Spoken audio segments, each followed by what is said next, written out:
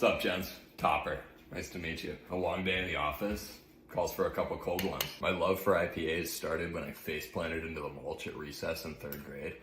I had never tasted wood chips with such a bold flavor. Like, if we could harness this and turn it into a liquid form, I'd have a serious problem. I like to compare them all to different colored M&Ms. Everyone says they all taste the same, but it's really just because their palates aren't refined enough. How many IBUs do you think are in this thing? Now, if you poured one of these into a tulip glass, I'd get butterflies in my stomach. If I had to choose one hop variety, Mosaic. As soon as you toss that back, it becomes pretty obvious you're consuming a work of art. I once had this triple IPA called Hoppy Hell. Call me the devil, but that thing tasted like heaven. Whenever I show up to a bar wearing a rope hat and then order a double IPA, I'll usually scan around the room, make sure all eyes are on me. They usually are, but it's good to know you're the center of attention. These things always taste the best after an outdoor activity that elevates your heart rate to at or above 110 beats per minute. Also, if I'm in a setting that's more than 5,000 feet above sea level and you put one of these in my hand, game over. Personally, I like it hazier than my brain fog at work the next day.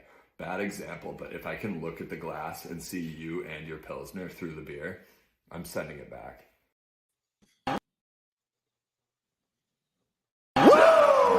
No champagne or girly drinks, we drink beer and beer and beer. No yeah, champagne baby. or girly drinks, we drink beer and beer. What is up, everybody? We are back here again for a Thursday night. There's nothing pretentious about craft beer, right? Like that never happens or never comes up at all, right? Like, yeah. I have no idea what he was talking about there. Yeah, I'm pretty sure I've never said any of those things. Just because I have a stout and I might want to put on a flannel shirt, it has nothing to do with each other. Nothing at all. Well, welcome everyone. We are back. If you're new to the channel, welcome. Great to have you here. Thursday nights we get together for a little happy hour, have a little fun, drink a little beer, talk a little beer, talk a little bit about other stuff besides beer. We never know where it's going to end up or where it's going to go. So shout out to my co-riding partner here, Mal. Todd is actually out tonight, so he will not be here tonight. He has to, they're taking their little girl to college for the first time tomorrow up in Indiana. Oh, yeah. So it's going to be, he wants to be well rested, which I can understand. But I'm like, can't Shannon drive? Can't Shannon drive? And he's like, no, I don't want Shannon to drive. So welcome Dave from Beer in Front as well. How are you, my friend? Excellent. Thanks for having me. Yeah, how's the back doing? Not good. Getting better, or is this kind of not even doing? Oh man, now it's like fighting with lawyers, and they're saying, company doctors are saying, well, you're 100%. I'm like, no, I'm not. So it's like my lawyer's fighting, and so it's just a mess. So now for the last month I've been sitting here not getting paid. So it's like, oh, that's even more fun. Well, just remember, we have the best medical system in the world, right? Yeah. So we pay for lack of coverage. So But have you guys cracked open a beer yet? Anything that you're drinking right now you want to jump on in and talk about? I'm finishing a bubbly water, so I'll open up a beer in a little bit. Okay. Bubbly water. Ooh. Mal? Let's see. I do have a little water as well, just because it has been, 90 degrees for 4 days in a row, and I am dehydrated as heck. So I will be having some water, but on top of that tonight, I have Faster Now Hazy IPA from Roaring Table Brewing Company with Simcoe, Eldorado, and Citra. It's a 7.4, and I have not actually tried this one before, so I'm kind of excited to give this one a shot. Yeah, everything they put out's great. Oh, yeah, they do such an amazing job. And I live so close to them. I'm like 15 minutes from them, but I never get over there. That can be dangerous sometimes, being too close. But then again, it's a blessing at others. So, double-edged sword, no matter how you look at it.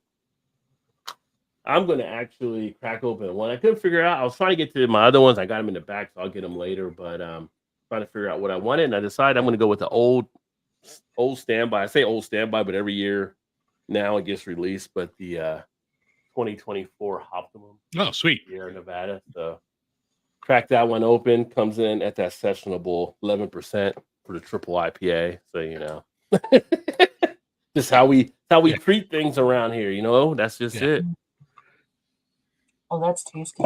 Go big or go home. right? That's how you got to roll sometimes. But you are home. Shit. Yeah. Yeah. I'm winning on all counts. So yeah, for those of you that have not had the Optimum, it's a limited release. Definitely, if you see it, get it now because it goes usually pretty quick. In fact, when I got this, it was the last 6-pack my store had. And I know our buddy Kevin Stark out in California where they're at, he couldn't even get it. He had to basically turn all ends of the earth and finally found one place he got some. So yeah, it flies off. People look forward to it. One of those staples that comes out and you put it up there. It's got a double 2-hearted or things along those lines where you don't have it all year round. So you're not going to go wrong with Sierra Nevada. No. So they're pretty solid. Goes down. Very nice. Very nice. Shout out to the chat out there. And speaking of the chat, in the comment section there, we do have the poll for tonight's live stream poll, which is not as much beer related, although it does mention beer. 4 choices on the board. Best summer movie to watch with the beer of the 4 that were chosen. Jaws, Stand By Me, The Sandlot, or The Goonies. So now I'm going to have to log on to the YouTube just to vote. Yeah, you got to vote on the YouTube. Yeah. I tried to find 4 good ones to actually put out there that remind you of the summertime. Right now, Jaws is a landslide. I guess you could say he's eating them up, 75%. Now down to 60. So somebody got up there. Got Goonies at 20, Sandlot at 20. Surprisingly, no one's hit Stand By Me yet. That's a good movie there. Yeah. It's a great movie, but I don't think about drinking during it. No, it's not about drinking. It's a summer movie because we're in the summer. Yeah. So Okay. did you see your home drinking a beer, watching a movie on a nice movie? You can just sit there and relax with your beer. So it's not about beer drinking. It's just relaxing with the beer, watching the classic. I make everything about beer drinking, Rod. When have you not noticed this? Like, I'm sitting here thinking, which one do I want to sit and have a beer and watch? Well, yeah, Stand By Me. I don't go to the beer. But you might drink the beer while watching it. No, I would do a glass of wine with Stand By Me. Really? I would. That one has a sad note to it. There's more sadness in that one. People get eaten in Jaws, and there's no sadness about them. Yeah. They're just shark food. Flick, They're just shark sad. food. Horror flick. Maybe I should have some whiskey or something. What was the song? Farewell and adieu, all ye fair Spanish ladies. Yeah. I thought about putting Forrest Gump in there, but that'll probably be a runaway if I put Forrest Gump in there. Yeah. Because a lot of people like the Forrest Gump movie. Oh yeah, and that one's long enough to have an extra beer. Yeah, well, an extra. It all depends. It all depends on your pace. I mean, I don't run out of time to have a beer with the movie. That's for sure. Yeah, but let me know. Jaws is actually starting to fall down a little bit there. You got to jump up with the Sandlot. Sandlot's such a good movie. It's classic. Oh, yeah. It is. Can't even remember how many times I've quoted Killing Me Smalls. But anyway, Vanessa in the house. Cheers, Vanessa. Hey. Watch Jaws at Cape Cod, Providence. So you can watch a great white snacking at the beach. Well, there you go. Poetry in motion. Tater. Cheers, Tater. Great to see you, my friend. Always great to have you here. Cheers, everyone. Hey there, Vanessa. And Stone Wolf Outdoors is a low wall coming in there with Mal's channel. Great to see you as well. And then Dave, I don't know if you know or not, like Mal's streaming on her channel, but if you want to stream on your channel, you can just what it popped up. So I think I'd have to log off to do it. So you should be able to connect right through StreamYard. If you want to do it. If you want to do it, it's up to you. Now you know what? I did Vanessa. It before, but it like logged me off, so I would have to log out to log back in. So That's There's an all right. IT guy in the room. Yeah. Here's the Drew in the house. Brew in the house. Brew Drew, BD. What's going on, brother? Can't believe we'll be less than a month away from seeing this guy. That'll be awesome. It's gonna be a lot of fun. I have no idea what I'll get into with Drew being around. Strawberries and whipped cream, toasty and steamy outside. Open a beer later. It's always time for a beer. Always. Milwaukee's best ice here. Get the ice beers going. Ice beers get you a little bit of an alcohol buzz. Just wish it came in a glass. Is it in a brown bag still? Do you still got it in a brown bag? Put the can in the brown bag. I want anybody to know. Dragon Milk Stout. You're waiting for it to cool a little bit then to have the stout. Emerson, hey, Rob Mal. Dave, what the sweet hell have you done with poor Todd? Drinking Lagunitas Maximus 9%. I have my big boy pants off. Come at me. Cheers, y'all. Vanessa, hello to Emerson. What's up, Vanessa? Just streaming your audience. It should be quick and no logout. Yeah, I mean, it should just go right off of it, but that's what Mal did on hers, but I don't know. Yeah, but it logged me out. The time I did it before, it remembered. Like even this time, I had to type in my name and everything because it didn't know who I was. So, yeah, no big deal. Yeah, if you had to type in your name and stuff, it will log you out for sure. Because I've had that happen before. Yeah. Interesting. Okay. But now I have it saved to remember me, so that when I'm coming onto this, it's automatic. Yeah. You sign in. You're like, don't you forget about me. What up, Blue? Blue in the house. Cheers, Blue. Y'all know Blue Ice. Make sure to check out Blue. I haven't even caught up on Blues on some of his videos and stuff. I need to catch up on some of those when I can get time. Time's crazy. Work and then doing stuff for YouTube and then everything else. It's just like I'm so far behind. But I'm watching. Sometimes I watch. I don't comment too. Yeah. So, I just try to hit the like button or something like that. That's one thing I like about TikTok, because TikTok, when you like, it tells you like stuff, which is nice. Like versus here where it's just anonymous, so you hit the thumbs up. Right. Yeah. While we still have TikTok, who knows how that's going to end? Yeah. Commenting on everybody's videos is like impossible. It's just. Well, the funny thing is for YouTube, it's more engagement. They look at if you do the thumbs up than if you actually comment, which doesn't seem right. It seems like if you take time to type it, you probably have a bigger thing. But actually, no, it's just what they actually track on stuff. So many people are thumbs up or being engaged that way. Maybe that'll change at some point, but right now that's how it is. Well, also the comment could be positive or negative, whereas the thumbs up is always positive. No, you can still thumbs down. You well, just don't see it. I know, but that might be why they're putting more emphasis on a thumbs up for engagement than a comment, because a comment could be negative too. Of course, it's still engaging. I mean, if you're doing a comment, you're taking more time than just pressing the button. It's engaging anyway. Yeah. So I don't know. That's just one of those mysteries of YouTube.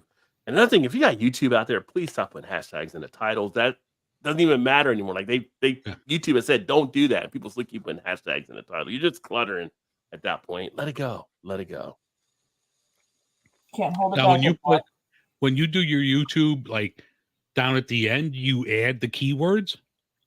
At the end, you can do the hashtag in the description, and they'll take your first 3 and they'll put it up there for the search thing. But there's not in the title though, because then you're like blowing up key real estate space, and they're like, don't. And YouTube's even like, don't put them there because you don't have to. As long as you put them in the description, they'll still show up. So And they also said tags don't really matter as much, but it's kind of hard to not put something in tags when you see it out there. But they're saying they're gonna probably get rid of it at some point. But while it's there, people are still putting stuff in tags. Stone said, "Where's Chew?" He is serving beers at his tap room today, making those dollars. Yeah, they're making that money. He is the beer tender. How many channels do you subscribe to? Mine surpass the limits of viewing every single posting. Ooh, that's a good question. Pretty high though. Yeah, it's high. I don't know how many I've got now subscribed to. I would probably say over probably over 1,000. But I don't know, because I did try to track some back, because some people haven't posted for a couple of years. I started taking back off. They're like, they're not even doing anything really as much, or they were doing it at a time where it was kind of like, some stuff will pop up on a video and you're like, why is that video showing in my feed? And you're like, oh, I subscribed to that channel like 3-4 years ago. Like it was something like not really into. So yeah.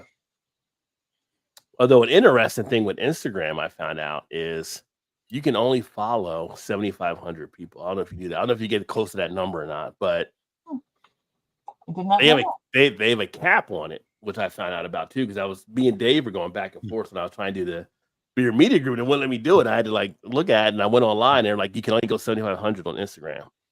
So, which you never think like that's a lot of people to still kind of do, but Instagram can stack up on you as well. Yeah. Yeah, Stone, only the first 3. And he says he think he has over 1,000. So, yeah. How many various subjects do you subscribe to? I have many areas. Same here. Yeah. The main stuff I'm subscribed to more is, obviously, I know it's going to blow your mind, but beer, right? No. What? Are you serious? I know. I'm in shock myself. Myself. Oh my But, God.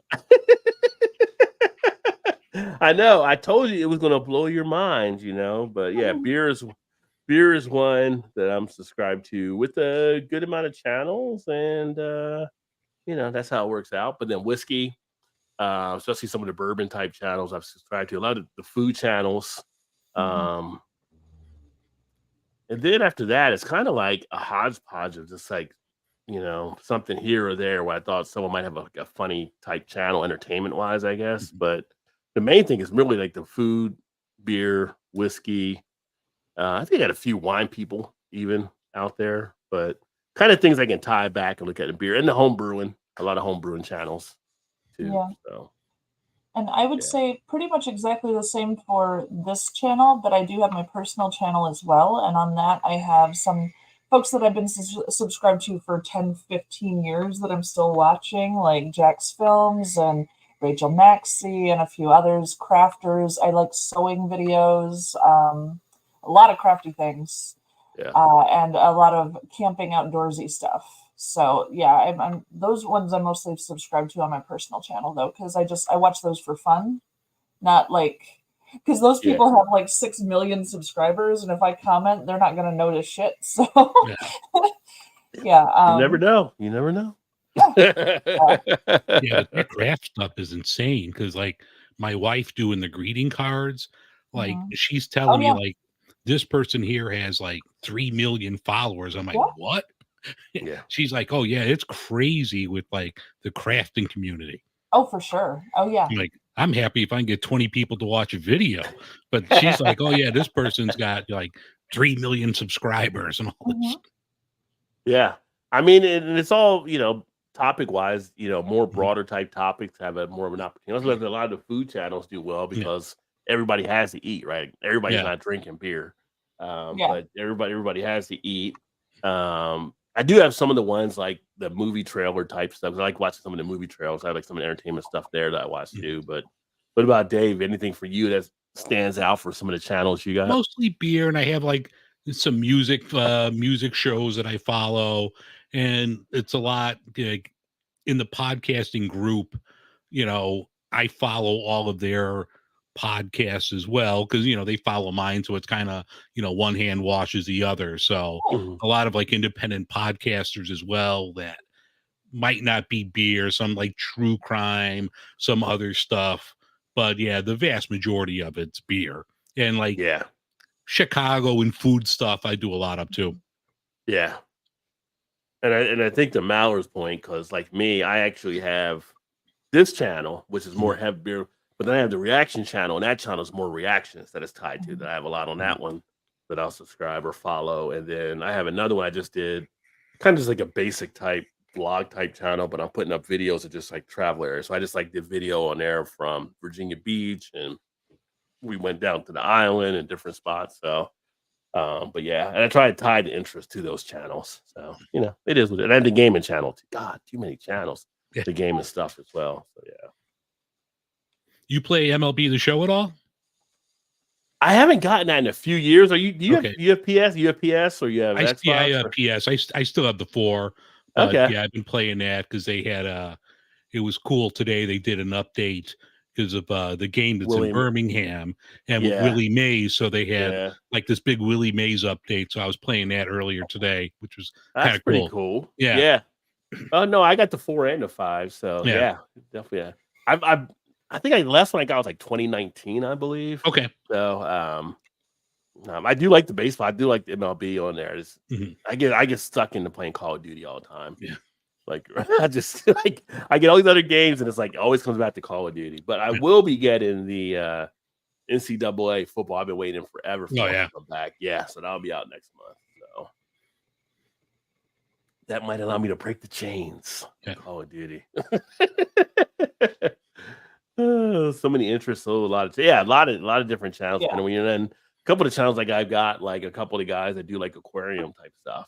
Even though I don't have an aquarium, I used to have an aquarium, so sometimes it's just peaceful to watch just the fish swimming around, right? And they'll play like little relaxing music and stuff sometimes in the background, and it's just something to kind of get that. Going back to gaming, the main thing that puts me to sleep, if I'm not watching, I've turned into my father. So if I'm not watching like the History Channel or something, the background music to PS4 will knock me out.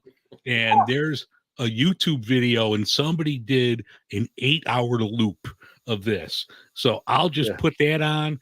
I'm out. You're out. The PS4 music. Yeah.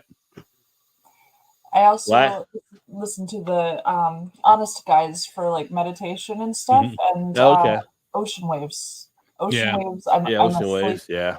Right away. It's beautiful. Yeah. There's one channel, I think it's Lo-Fi Girl, that she has like a lot of relaxing, soothing type music and stuff you can listen to, and it's just like, you could just if you want to get that little mental break or whatever, and you can just listen there, listening. Like we have like our company actually paid for us to all have like that Calm app. So occasionally I'll do that. Yeah. And it's like, sit down somewhere for 10 minutes where no one will bother you and close your eyes and all kind of stuff. And I'm always like anxious trying to even do that kind of stuff. But I put on that Lo-Fi Girl and I'd be like, I'm chill.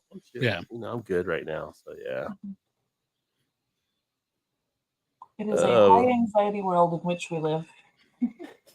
Seems like every day something's happening. It's like, are you kidding me? Like, yeah, I'm not gonna get into none of that stuff right now. Maybe later after a few beers. But Louisiana, they decided to go back to. Never mind, I'm not gonna get into Louisiana right now. But I know Dave Rhino too. Like he gave me that look. Like what are we back into the 50s now? Like with the whole commandments. But I'm gonna leave it alone right now.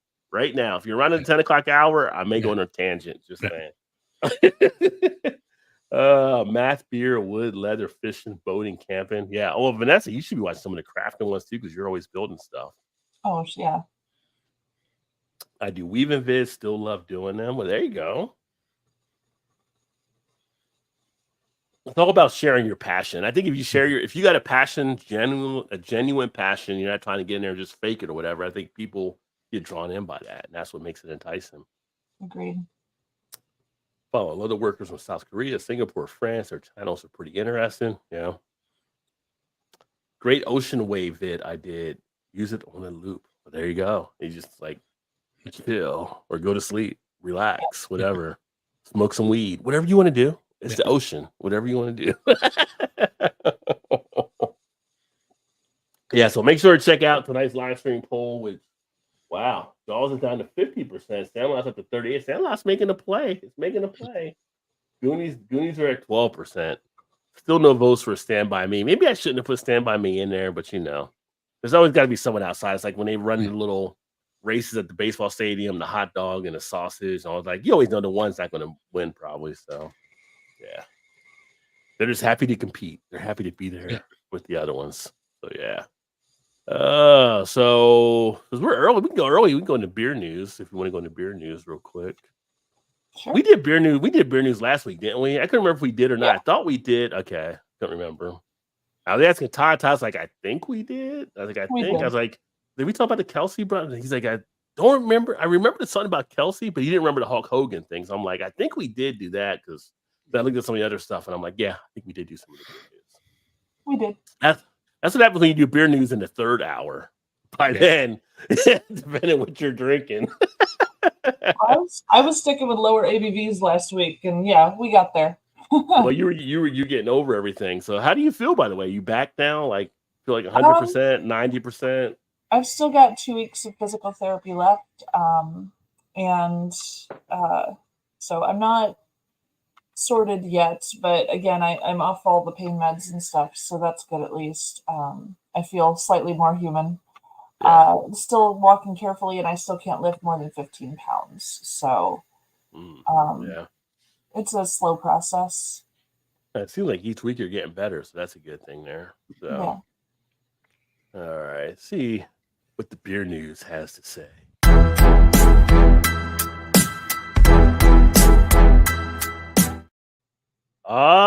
Yes. You ever think about 40,000 pounds before? That's a lot. A truck carrying 40,000 pounds of beer caught fire on I-95 in Stafford, Virginia, causing major backups earlier today. I don't know what beer it was yet. Usually when we have a beer truck, it's usually Anheuser-Busch. It's usually a truck or a Bud Light or something like that. So I don't know which one this actually was. If that was a craft brewery, oh my God, that would be a big hit to the bottom line for sure. But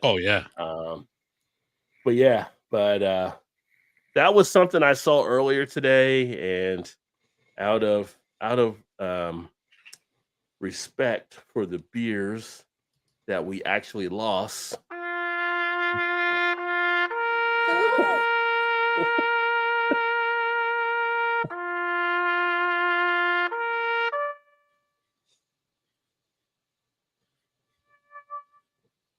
We lost a lot of soldiers in that war, folks. Yeah.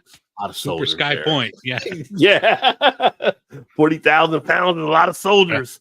A brewery we all know out of Texas, Shiner, which is a really special brewery. They actually are releasing some NA.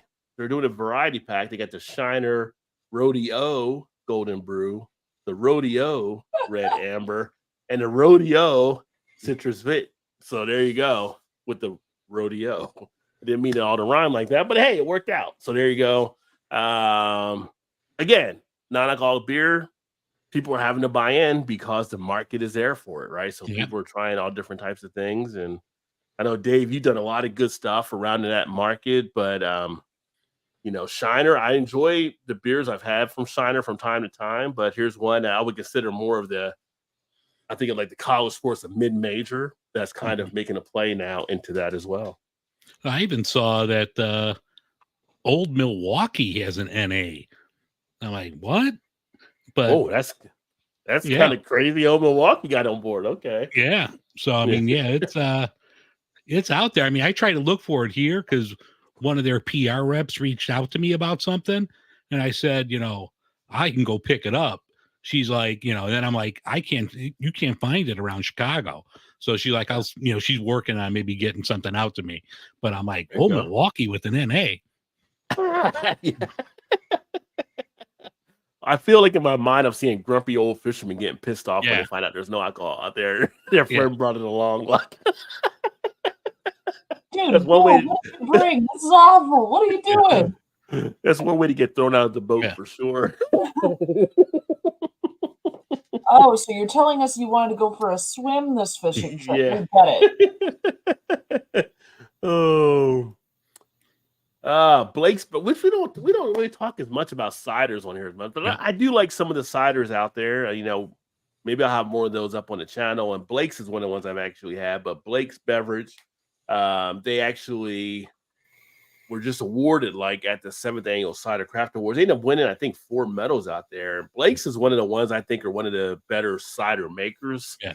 I don't know you guys feel about ciders, if you try to work them in and stuff like that. I feel like for those people looking for gluten-free type things, ciders are a great option they can actually turn to. Yeah, Blake's is good. That Austin Eastenders, they make one of the best ciders I've ever had. Like, we were in Texas and had it was like a cherry lime cider. Oh, it was phenomenal. That sounds pretty good. Yeah. Mm-hmm. I did do the last cider I did was the Down East Blue Slushy Slider. That one is pretty good. That was like an adult slushy from back in the day when you would go in and the slushy with the little dog and the blue and the red type slushies. Yeah, it was really good. I've had several vendors at work bringing me cider samples because we're trying to find one to put on our menu at the tap room. And so far, I haven't found anything that's rocking the boat, I guess. Actually, I'm looking for something that's like a pear cider. Oh, a Perry? Yeah. Yeah, I just think that our clientele would really be drawn to that. So yeah, that's what I've been hunting for. So I'll keep looking. I'll find something, I'm sure. After this, we need to exchange numbers because I got a couple reps that they pretty much do all cider in Chicago. Oh, nice. Yeah. Nice. Yeah. No, I'd appreciate that because the stuff my regular liquor and wine vendors have been bringing me so far just, I mean, it'll sell a little, but it's not going to work out in our demographics. So I'm trying to find something that's just the right fit, you know?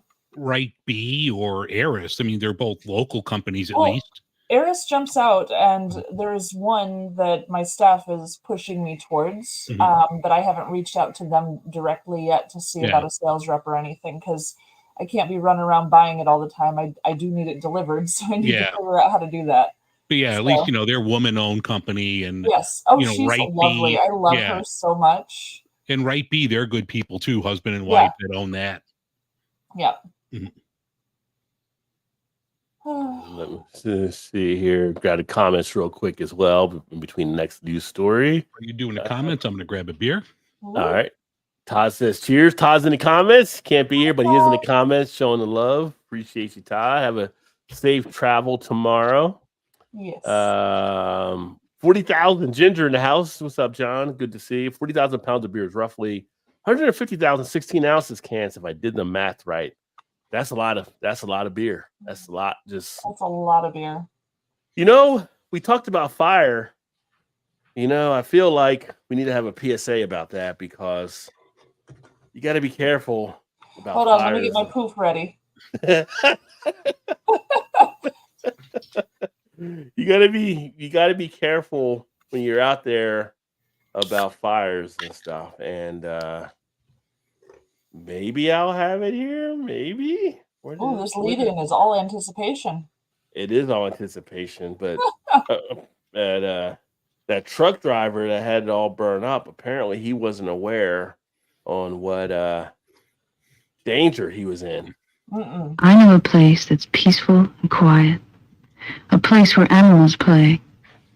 It's called the forest, but every year we start forest fires. A careless match or cigarette and poof, fire. So the next time you're in the forest, be extra careful, okay?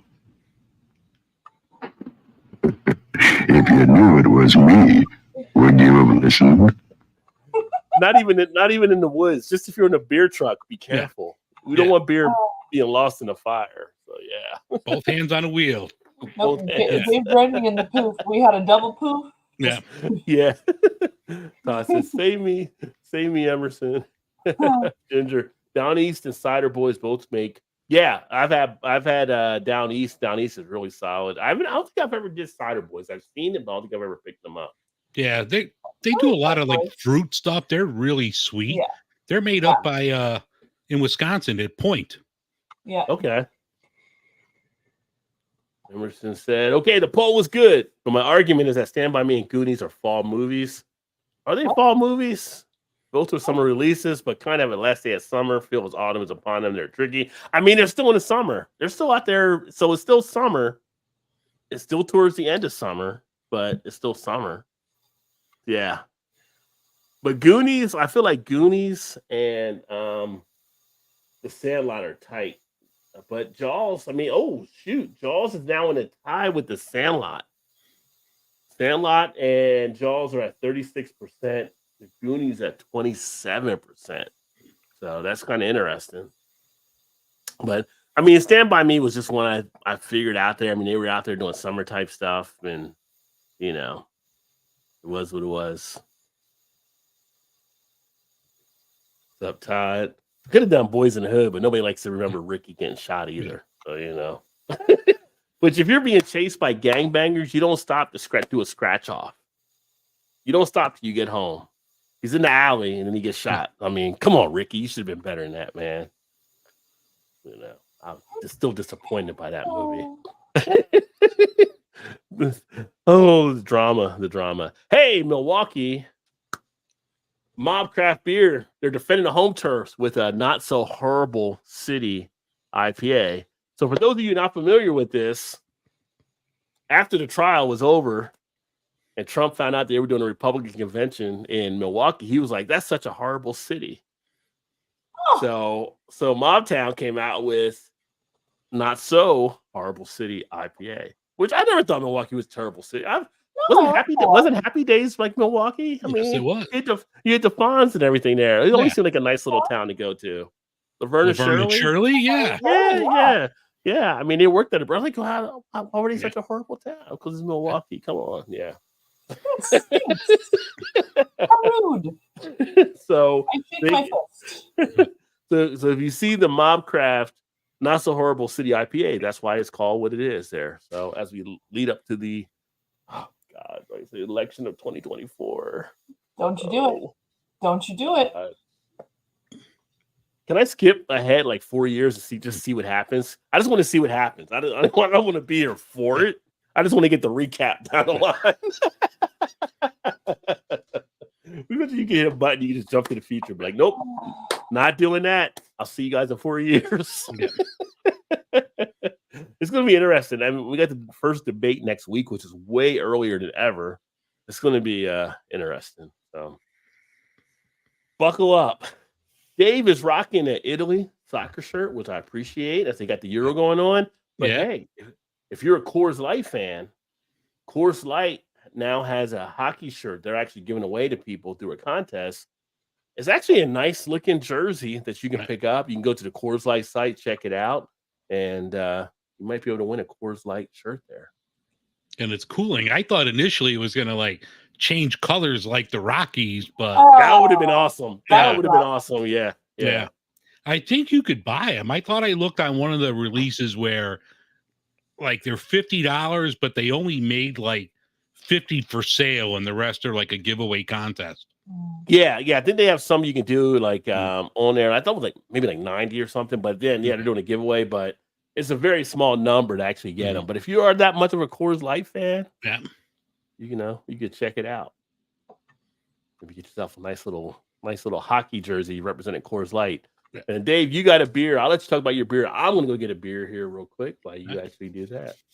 I picked this up last week while I wasn't here. I was at Midwest Coast for their opening of their rooftop, and this is their Session Hazy Dune Surfer. Doesn't list like the hops, but you could definitely tell it's a session, and it's good. Something you could knock down a bunch of them. I would say it's probably 4 to 5%. I mean, it tastes pretty light, but tasty, good beer.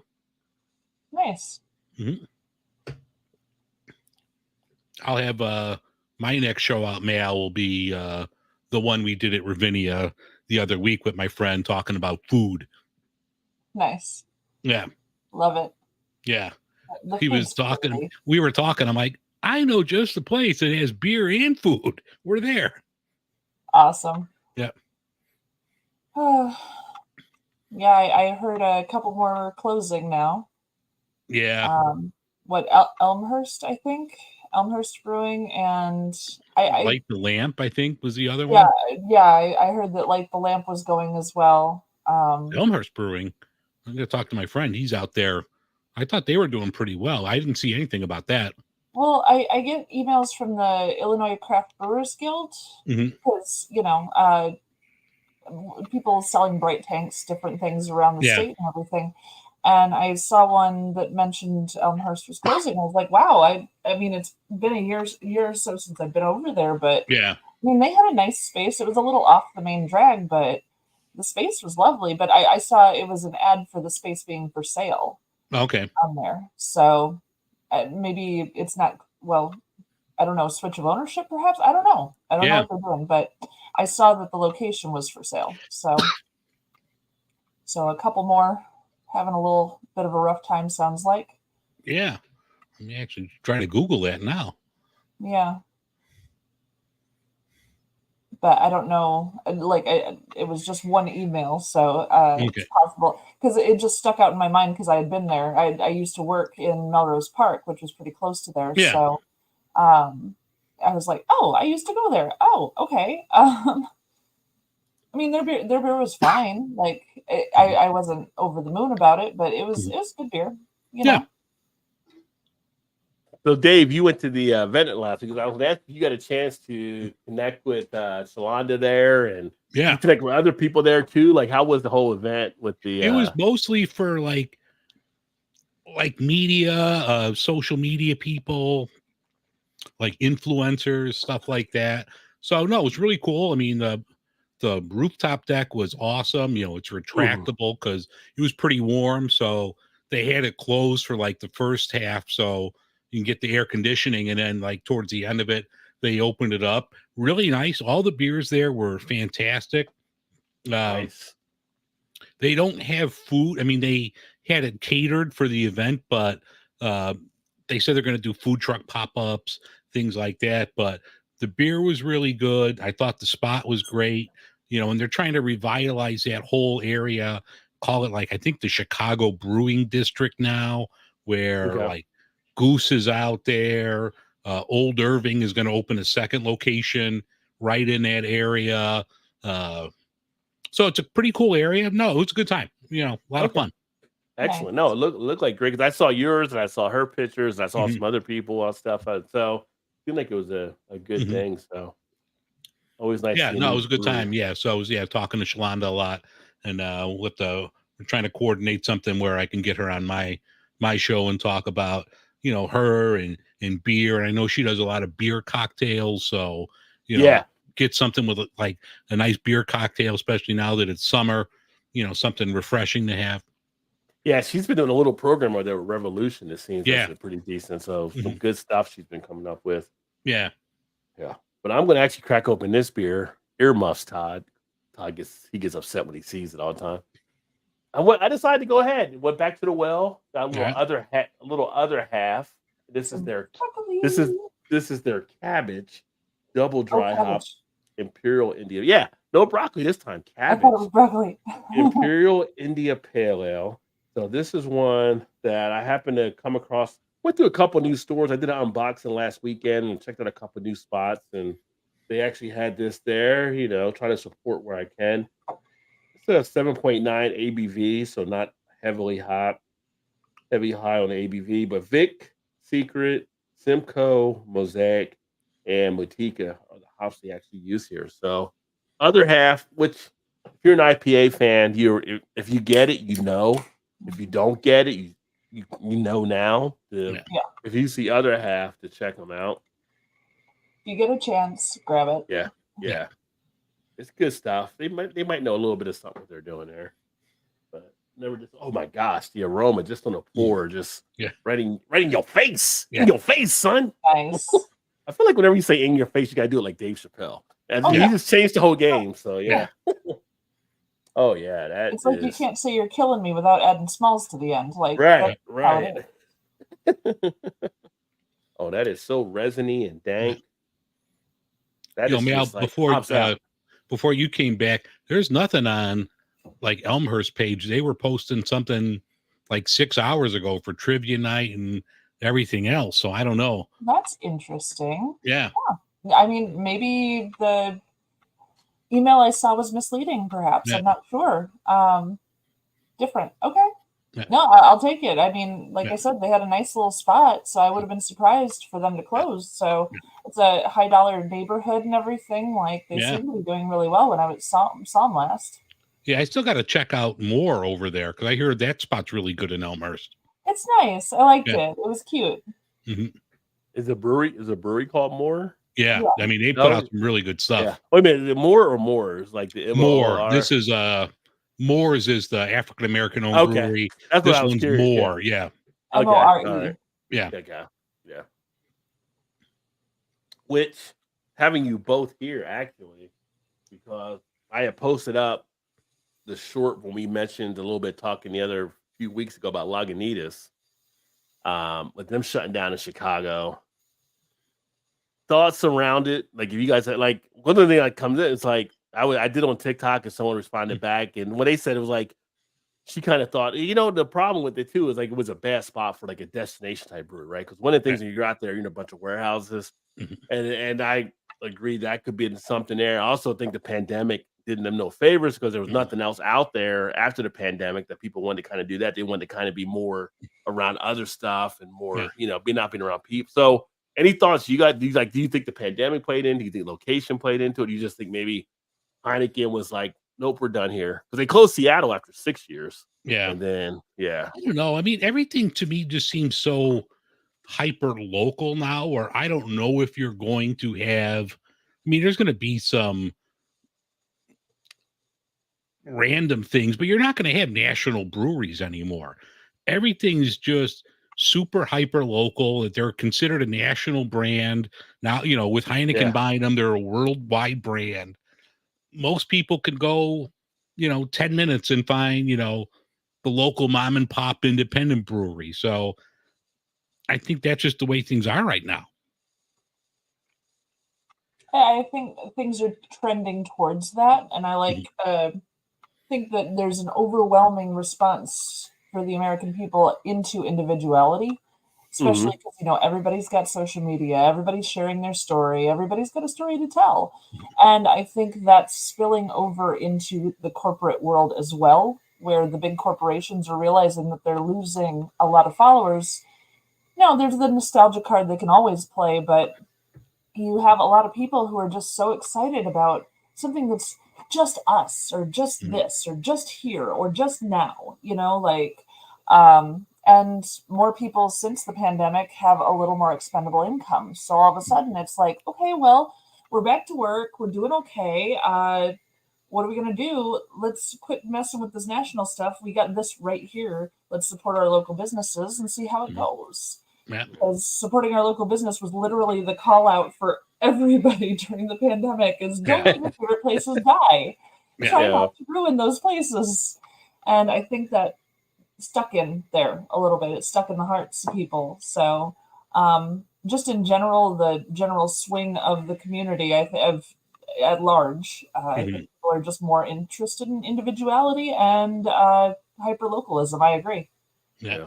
I don't think the big ones are going away completely, but I think it's definitely less enticing to a lot of people. Yeah. Well, I mean, you have the big ones that are buying the other ones too. So you have there's a report that came out 10 of the top beer brands now in the country, might be in the world even, are all eight are owned by AB InBev. Yeah. So you have big companies still out there going after other breweries, but it's weird because Lagunitas has here's the thing, Lagunitas had that name and people enjoy drinking Lagunitas. The other thing is when you go back and you look at beers and you think of value, right? Because some people are doing well, like you said, Mal, but there are a lot of people that are pinching the dollar a little bit more to kind of an economy stuff we're in. What brewery probably give you more value for your dollar than Lagunitas for what you actually got if you were a craft beer type drinker? So it's kind of interesting. And it may have been too late for them to save Chicago, but they're still going to have distribution and stuff that's coming into all the different areas. But it's just kind of interesting. But then again, it's also they're under Heineken Europe, but they're looking at things differently. Hey, you're part of our machine now, so we think you should be doing this. And they might be like, well, we think we want to do it don't matter what you think you want to do. We're telling you you're going to do this because we're seeing the same thing that we saw, with Kieran, the ones they're owning and stuff like that. What happened with Anchor. And shout out to Chobani, the CEO, for stepping in and trying to bring them back. And last I saw, they're going to actually try to get a Christmas beer out this year. So it'll be interesting to see if they actually pull that off. There was a thing I read that I was going to talk about on my news segment next week, that a lot of the people that worked at Anchor said they will happily go back once, the new owner starts up, the brewing process again. So a lot of the old workers said, they'll go back. Yeah. That's nice. Yeah. Shout out to them. Now it'll be interesting to see. So it's kind of again, Anchor was one of those stories where it's kind of what you're doing there, because you got 75% of your sales coming out of that California area. you don't have to go out and try to conquer the world. You know, Rome Mhm. wasn't built in a day type thing. So maybe kind of they'll build out. So maybe we'll see the distribution, maybe we won't, but to hear that they're going to be actually doing stuff again, which would be great to Yeah. get them up and rolling because they are such a fixture there of the craft beer landscape, obviously. Where is Heineken Europe based out of? Probably Holland. Probably, No, yeah. makes sense. I Yeah. assume. Yeah. Yeah, because I remember when they came out, everybody was like, "Oh, Heineken owns them now," and it was like, "There's a Heineken US and a Heineken Europe." Now it might be because of antitrust laws and stuff, Yeah. but Right. the Heineken US couldn't own Lagunitas, so that's why Heineken Europe owns them under their portfolio. Yeah. It's And I just like wonder if it's like a shell game. Well, I'm wondering if it could just be a more cost-effective way they're looking to do things too. I mean, That could be it too. It could be just bringing them all. expensive, you know? Yeah. I mean, Chicago's expensive. It's just how it is. So maybe they're considering the price of this location as well. Yeah. It's like, you bring them back into California, we kind of run everything out of there. Like I said, it was like 4 years ago when they closed the Seattle one and they closed this one, and it's just a process of them going forward. So it could be, you're looking at the bottom line when you're from a corporate standpoint for sure. It's funny with craft breweries, I feel like when you have that craft brewery going and you're like that little craft brewery owner and stuff like that, you definitely are more headed to the clouds. So we want to do this, we want to do that, blah, blah, blah, blah, blah, blah. When you're a corporate thing, you're like, well, how much is that going to cost us? Yeah. How much is that going to be over there? Okay, can we cut that anyway? Like, Yeah. don't cut like Bowen. Don't cut like Bowen. Though we got to Yeah. fly. Don't be making those kind of cuts. But Yeah, you need this amount of hops in that beer. Do Yeah, you need this amount of malt? Yeah. Yeah. Don't fake it when you're putting too much stuff in there where it takes it away from it. And don't be like they did New Belgium, like, oh, we're just going to scrap the whole recipe, come up with a new recipe for Fat Tire, save us some money. And it's like it's not even the same style. Not even the same style. You just kind of scrapped it all. So yeah. Like you just stuck that name on a totally different beer. Yeah. Why did you do this to me? Oh, Yeah. I'm still sore about that one. People that grew up loving Fat Tire, it's not the same anymore. Not Yeah, the but same I mean, anymore. let's be honest. People weren't buying Fat Tire, the old one. So I was. it sure wasn't. as hell was. Yeah. Yeah. But I mean, the sales were down. Yeah. Well, you know that question, like if you had to have one beer for a whole year and you couldn't choose any other beer, Fat Tire was mine. That's the one I would have done for an entire year because I loved it. I would have drank it every day and I would have been a happy camper because of it. So I wouldn't have been upset about that at all. But now if someone's like, you have to drink just Fat Tire for a year, I'd be like, oh, go F yourself. That ain't happening because it's nasty. I feel like with Fat Tire, it was just like I can see from a company standpoint, if you're looking at styles and things like Golden Ale or an easier crossover beer from like Macro, but Amber isn't that much of a jump either. But they kind of just So anyway, they made the call, and nothing we could do about it now. But it's only kind of weird. And then all we see New Belgium now is Voodoo stuff. So maybe they're like, well, we'll put it out there, but we're really over here in the Voodoo stuff. So, Voodoo keeps all the lights on. Yeah. And then I had here, so summer movies. I had the movie thing there, which wow, right now it's a tie between Jaws and The Sandlot. By the way, shocker. Maybe not shocker. I just do shocker because I was just going for the sensationalism of it. But anyway, you think about the movies coming out. Usually summer, July 4th, whatever. And I was thinking earlier, like, what is the big movie? Like, is there a big summer movie coming out at this point? Like, I feel like, and then I thought, you know what? Deadpool and Wolverine are coming out. Yeah. Then I said, you know what? Heineken, speaking of Heineken again, Heineken Silver had released this Best Bubs box. I don't know if you saw the commercial yet for the Wolverine Deadpool movie, but it's kind of funny. But they're basically featuring limited Marvel Studios, limited edition Marvel Studios, 11% might be kicking in, Deadpool and Wolverine collectibles. So if you are a comic book fan, and one of the sponsors there with the movie, it's been Heineken Silver, the low-cal type beer or whatever, and this commercial has like Ryan Reynolds and Hugh Jackman on it and everything like that. It's kind of pretty funny how they actually do it because the whole thing, like when the commercials, like Deadpool trying to buddy up to Hugh Jackman and to Wolverine, and Wolverine basically want to rip his head off type thing. And then at the end, he takes some of his titanium and makes like the can for the Heineken, which is kind of funny. So, and then he's like okay with it because he wanted a beer. But anyway, if you're a fan of that, that's a limited edition thing they're putting out, so you can actually check that out online, which is kind of cool. They got some pretty cool stuff in there. So, I just feel like, but usually you hear more stuff about summer movies at this point, like big blockbusters, and I haven't really heard too much outside of this movie. I don't know if you guys have heard anything of any other big movies coming out in the summer, because July 4th, it used to be. I haven't even been to the movies since way before the pandemic. I don't know when the last time you guys went to the movies, but I feel like the pandemic shifted attitudes. People got comfortable watching stuff at home and doing the streaming. Yeah. Well, I mean, the only other one I could think of like the summer is Beverly Hills Cop 4. And I don't know if that's going to be in a theater. That's on Netflix. Going to be streaming. That's on Netflix. Yeah. Well, I mean, okay, so Inside Out 2 just came out, the new Pixar one. I heard they're doing another one with the Minions. What's that? Oh, Despicable Me 2 or whatever. No, yeah, they're doing 3 a or 4, whatever one they're on. Yeah. It's on commercial for that. Yeah. I have a tendency to not watch live action television or movies because I have so much drama in my own life that I cannot remotely handle other people's drama. So I know about the animated ones. It's on you guys for the rest. Well, I know they did. Speaking of anime, I know they did like an Inside Out 2. I never saw the first one, but I know it was a big cartoon they did. It's fun. I honestly just watch it for Lewis Black being Anger because I love that man with all of my. I didn't know Lewis Black was one of the characters and stuff. So that's pretty amazing, funny. And he's the best Anger character ever.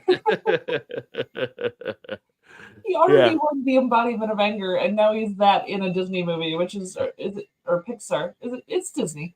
I've never thought I would see Lewis Black in a Disney type movie. Just saying. Well, he is the angry streak for a preteen girl. Like that's literally what he does in that movie. He takes over the controls when she's ticked. I love it. But the next beer news, a little bit is definitely a sad note. So I don't know if you guys have heard this or not. Maybe you did, maybe you didn't. Maybe I should do breaking news.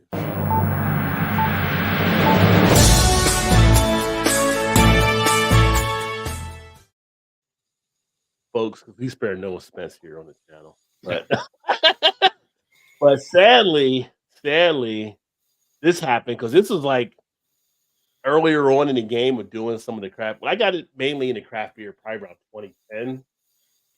And I'd done microbreweries in the 90s, but it was a totally different type deal than what we had later on. One of the ones I got into was this brewery, but former 21st Amendment president and co-founder Dave Wilson has died. I don't know if you guys have heard that or not. After a brief battle with cancer. And I just saw that earlier today, and I'm like, 21st Amendment. It was like, wow, there was so many different beers I would actually have from them back in the day. So it was sad to see. And he was young too. He was like what, early 50s? Yeah, I think it was like 50 something, like 58 or somewhere around there, or whatever. So it was like a sad note to actually see that actually happened.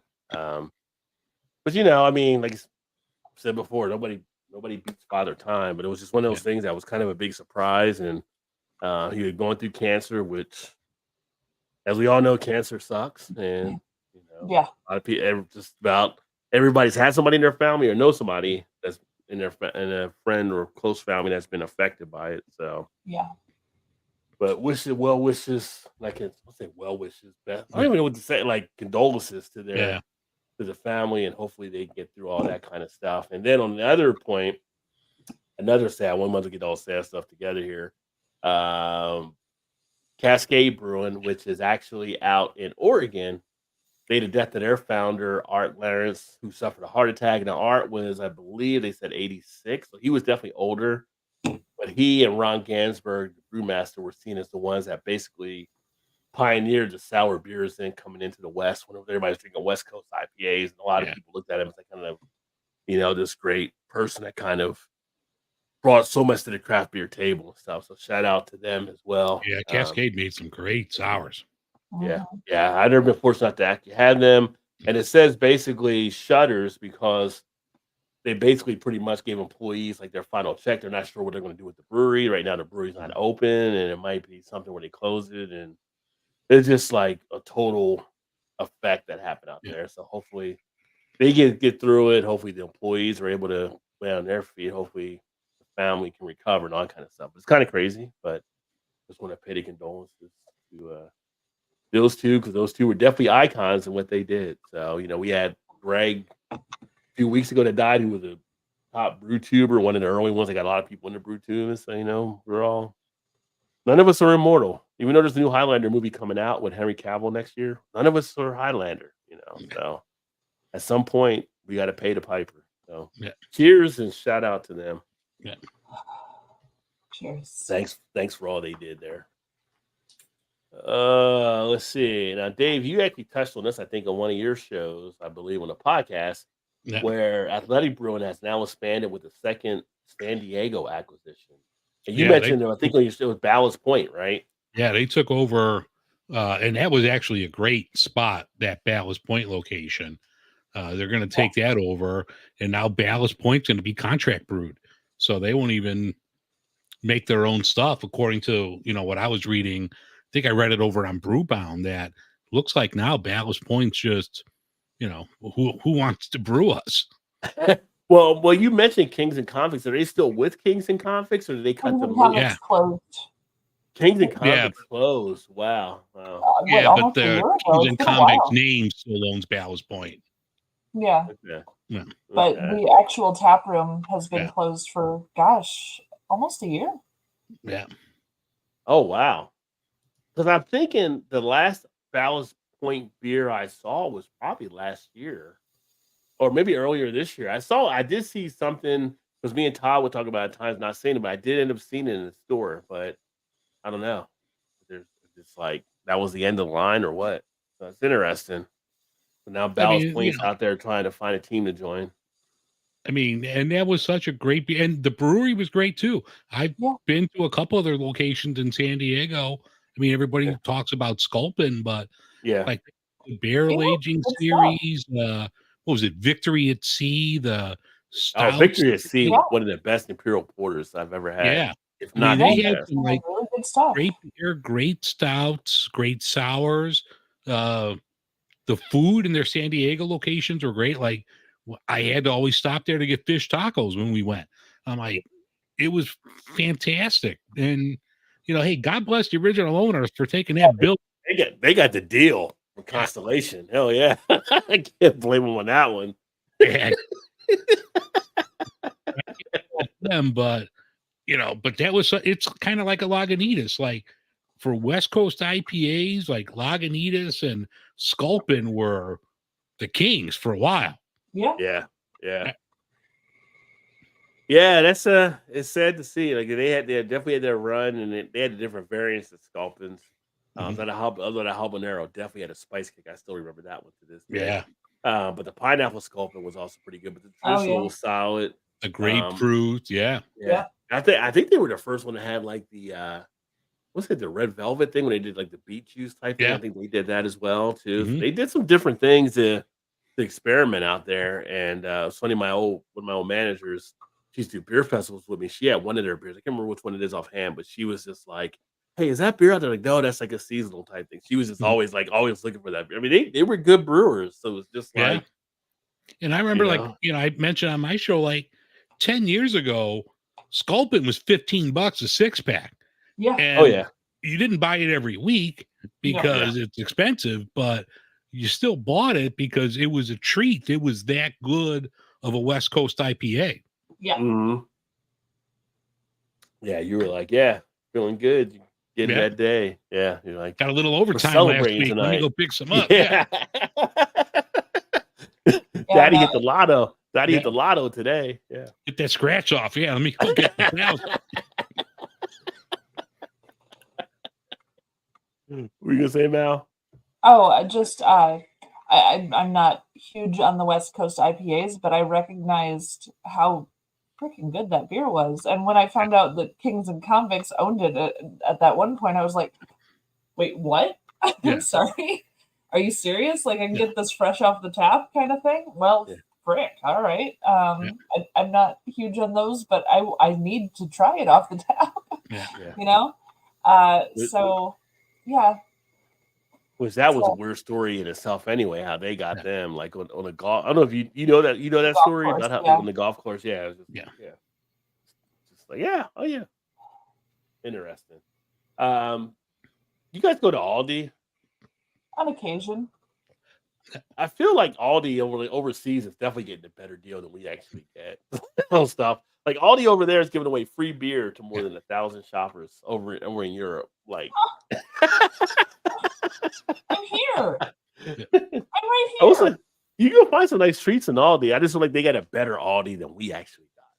Yeah. Actually, Aldi is where I found a cardboard cat scratcher little house thing that looks like a German pub for my kitties. Mhm. So my kitties have a little German pub where they can scratch the cardboard inside. And Aldi would definitely be the place to have that. Yeah. yes, it was so random, and I Yeah. saw it, and I was like, "Oh, I need this." Yeah, you got to go that one aisle at Aldi that always has all like the weird, obscure shit, and Yeah. it's like, oh yeah, Yep.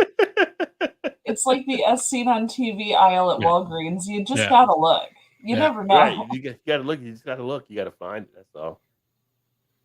Speaking of overseas in England, which this is actually kind of cool. Well, this isn't cool. Another story I'm going to go. Well, this is kind of impressive more than cool on this one here. With the other one I'm going to bring up, pretty cool. England fans, they can drink. Drank 2 months of beer in 36 hours at a Euros party. So they got the whole Euro tournament thing on. Mhm. Supporters down 60 kegs of beer at a bar in Gelsenkirchen, which normally sells just one a day. So they're over in Germany for all the European football match and all kind of stuff. And these dudes just they rolled into this bar and they killed them. 60 kegs. They only sell them one a day. Like they just drained them. They're like, that's like the fat guy going to the Chinese buffet and just shuts it all down. yeah, I will say my tap room cannot store 60 kegs worth of beer. yeah. We do not have 60 kegs worth of beer available. So I need them to stay wherever they're at. Don't come to me. They rolled into Germany like it was World War II. Yeah. Shit. Oh wait, too soon? Yeah. Came in like Peaky Blinders and like shut it all down. It was just like, I mean, and don't get me wrong, like Germans can drink. Yeah. English can drink. And it's just like, whatever bar they hit, apparently they were not prepared. They pretty much shut them down in one day. Like, hey, But go ahead. Sorry, we do have a lot of expats close to my tap room, and when the soccer games are on, we get this influx of lovely accents around our tap room. It's just beautiful. But they put it away. They do, and they're just lovely people. But there's a lot of beer going on those days. So yeah. It's kind of fun though. It's kind of fun. I never really paid attention to European sports so much, and I've had to, put the schedule for it in my calendar now on my phone. So I need to know when the games are, which is different for me. So yeah. Well, see, this is why now when you watch the football matches, all their songs sound so fun and pleasant because they're all hammered. They're all hammered, and the song just it's like they got English versions of Sweet Caroline over there. Like they sing, basically. I mean, as long as we can avoid the aftermath with the car flipping and fires and stuff, that'd be cool. So it's only if they win. Yeah. But at the same point, over in the UK, they're projected to drink over 1.6 million pints in festivals this summer. So over there, they know, like, they're going to be putting away a lot of alcohol, which 1.6 million pints, that's a lot of pints. I don't even know how I'm tried to visualize that earlier. Like, that's a ton. That's just, that's doing some dude, work. that's like July for me. What are you talking about?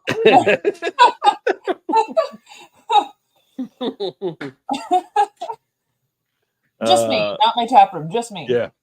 That's my July. And talking about the beer market, report came out, stout and porter is set to grow in the U.S. 14.8 billion. They're expecting between 2004 and 2028. There's been a demand and an uptake where people are drinking more stout and porters now, which is interesting.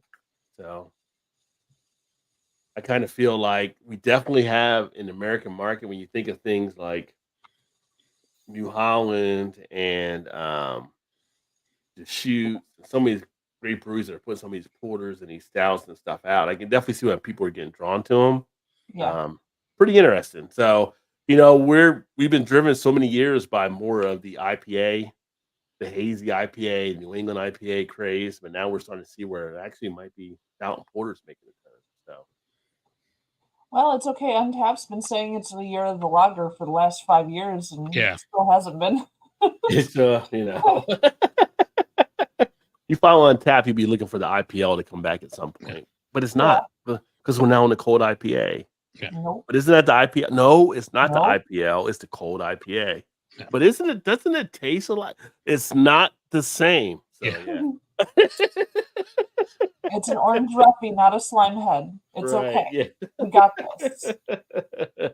But that brought me to a point earlier. Like, I know except for Vanessa, because we know Vanessa drinks stout any time of year. Like, when it gets into the hotter months, do you find yourself kind of measuring your ABV? Like, would you still hit some of the higher stouts? Do you not drink the stouts? Do you kind of start tapering it down a little bit? Like, does that affect you at all with stouts or some of the porters? Or I do the heavy stouts as a treat to myself on occasion, but it's not part of my regular rotation.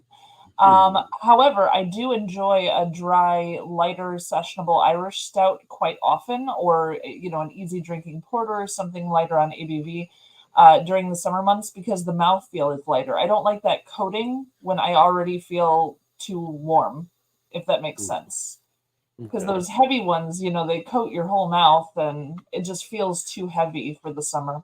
But that being said, Chu would drink the heavy ones whenever. Like, he's just a happy camper to have them. So I think it all just depends on personal palate.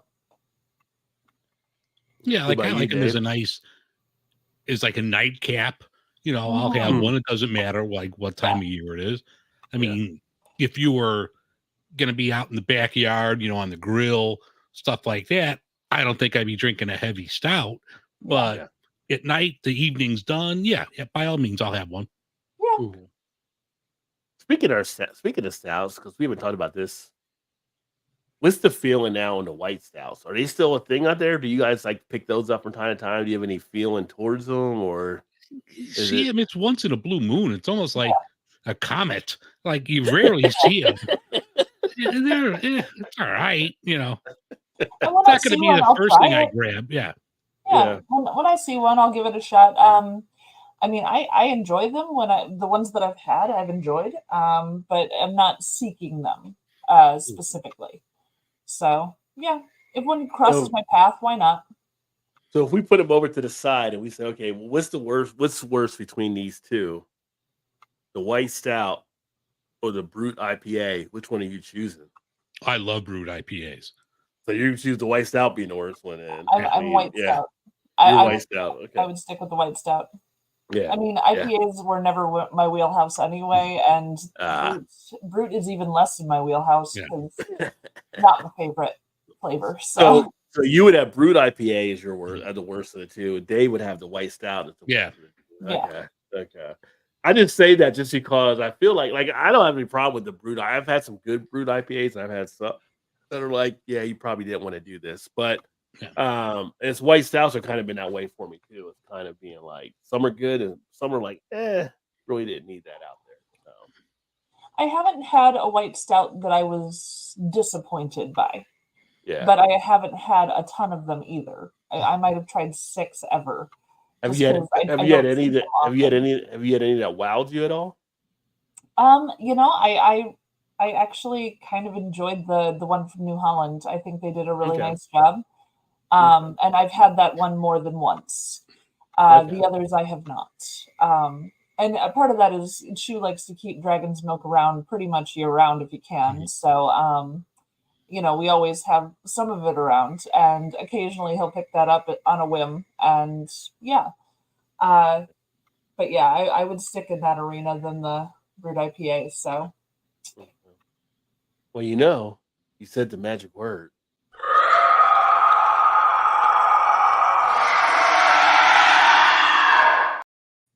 Because if you say the dragon, we got to bring out the dragon. wait, So- was that a Norwegian Ridgeback? Oh my god! No, I'm kidding. Sorry, I did can't- my Harry Potter fan just show? I can't specify the type of dragon, but okay, yeah, it was.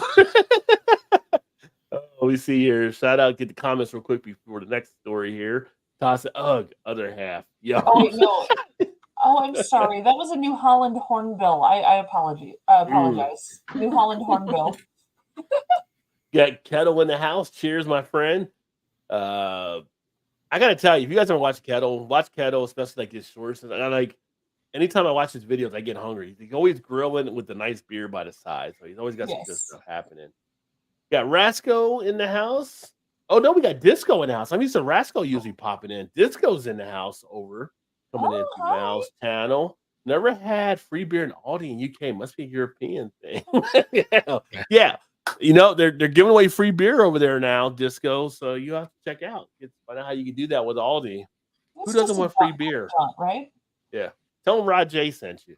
Everyone in Greece, by the way. Happy damn beery Thursday. Cheers. Yeah, boy, we can party. Yeah, apparently so. Apparently you put people out of business over there. Like, yeah. I'm kind of nervous to drink with some of you UK guys at some point here. Yeah. Now, how do you tell them after 60 kegs drunk, sorry, we're out of beer, have a good night? Like, how do you get them out of the pub calmly? I mean, if it was the buffet and the fat man, they say, you go home now. I mean, that's what they would do. So I don't know what they do at the pub, but maybe they use the same I thing. feel like that would be a hard conversation to have after 60 kegs have been finished off. Like there's like you can look at our walk-in. There's no beer left. It's empty. There's nothing. Well, depending on how they are, you maybe just roll them right out. They might even be like put up a fight or anything. They maybe just roll them all out. What I did to Chew after we visited New Holland. Got it. Okay. There you go. Just had to roll him back to the car. So, other news here: beer loving veteran to open Voodoo Brew. Now, this is not Voodoo from New Belgium. It is actually Voodoo Brewing, a brew pub in Fort Worth. It's actually a chain founded in 2005 out of Meadville, which now Pittsburgh. It was a small town north of Pittsburgh. They're actually in other states, Ohio, I think. I don't say Kentucky. There's like 4 or 5 different states they're actually in, known for their creative craft beer and pub fare, but. I guess he had a good experience when he went to one of them. Now he's going to bring it to Fort Worth, Texas. So it's fun. Shout out to them. There you go. And this one right here, this story, if I was over there, I would be so on board. Because this is like one of the breweries that if you got a chance to get into it, fucking go. West Mal Trappist opened its doors to the public for the first time. Oh, wow. In September. Oh, wow. If you never had a West Mal beer, one, I don't know what you're doing in your life.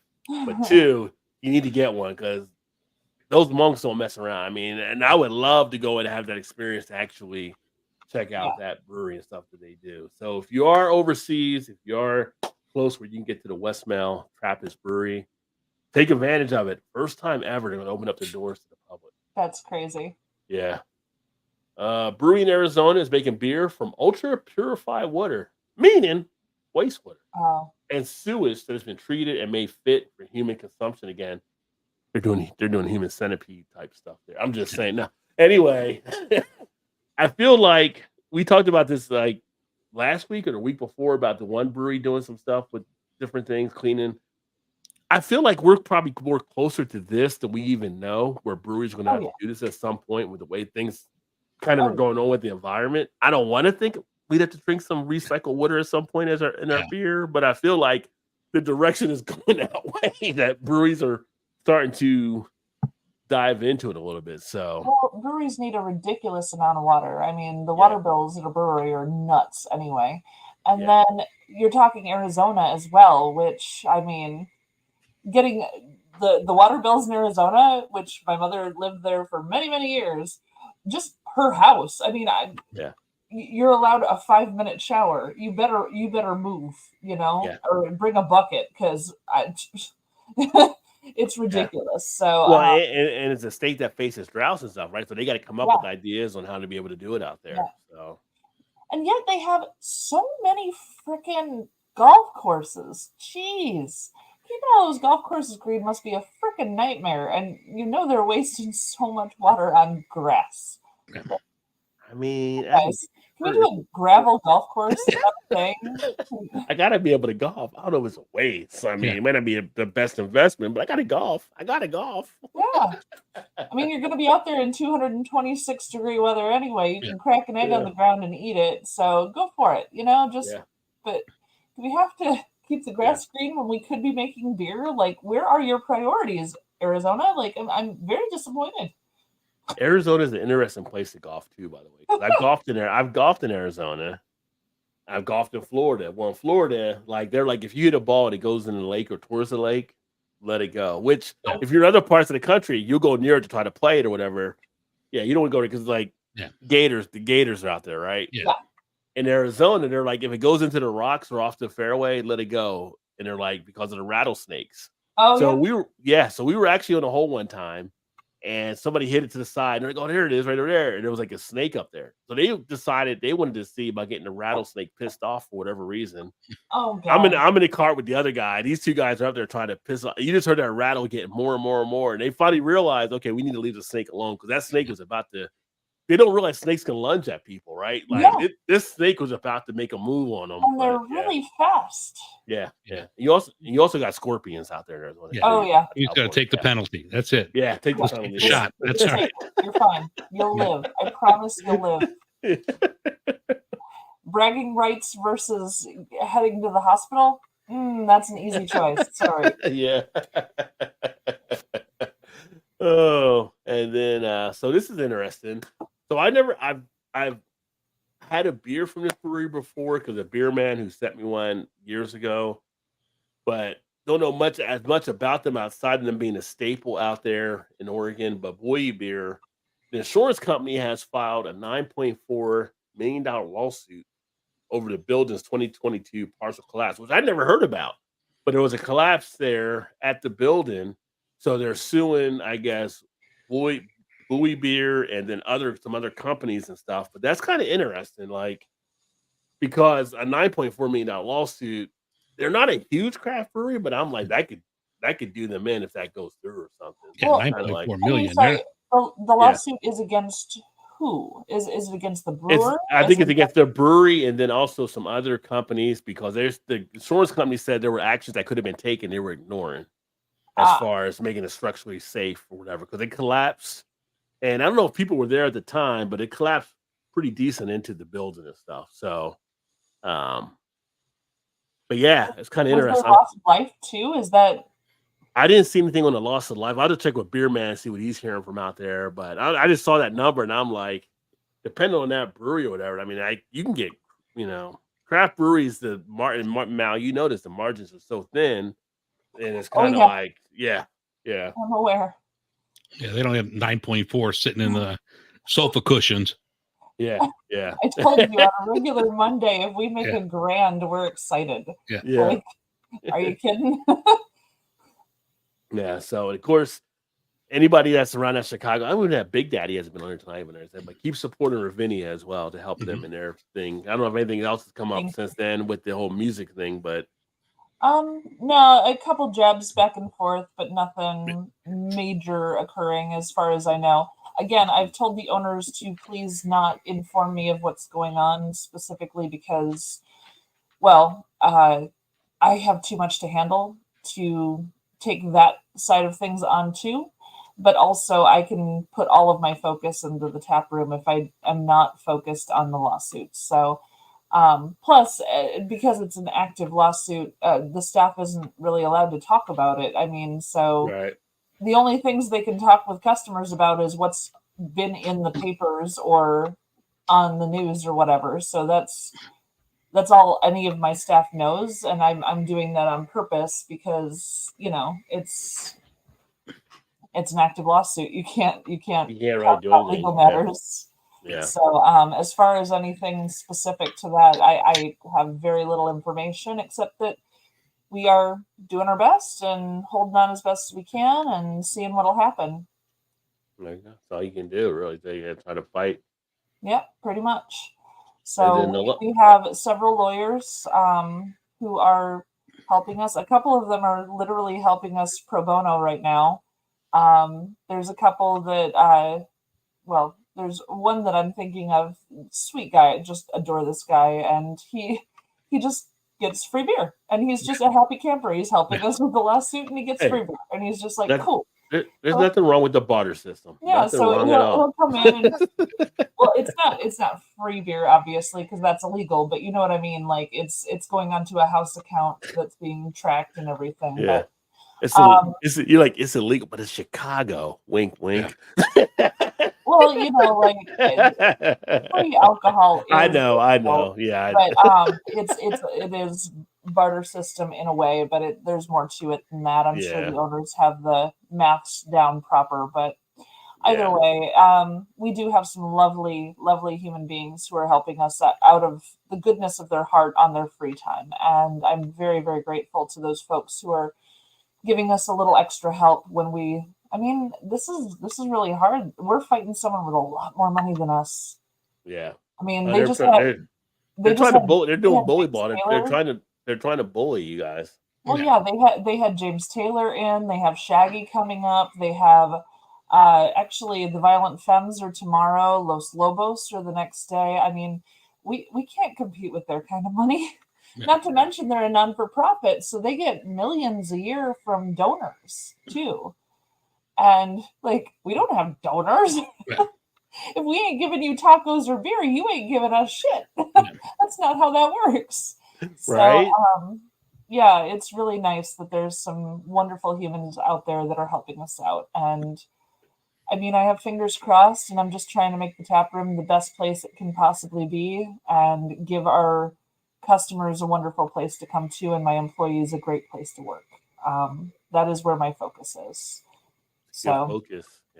Yeah, it was cool. Last week, first time meeting Andy and his wife. He's like, they both seem like really cool people. Yeah. Oh, Andy is the sweetest. Yeah. So Ravinia Brewing has 4 owners total, Jeff and Chris, who are in town, but Andy and his family live in Australia. Mm-hmm. And then we have another one that's in California.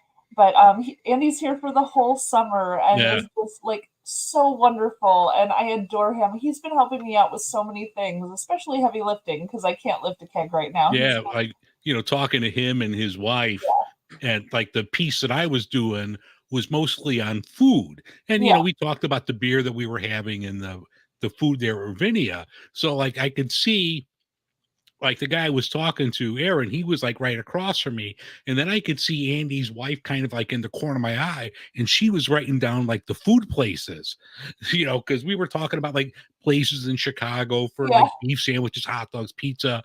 So when we were done, they were like, okay, what were some of these places you mentioned? I'm like, oh, well, you got to go here for this. You got to go here for that. I'm hoping you put Bad Apple on that list.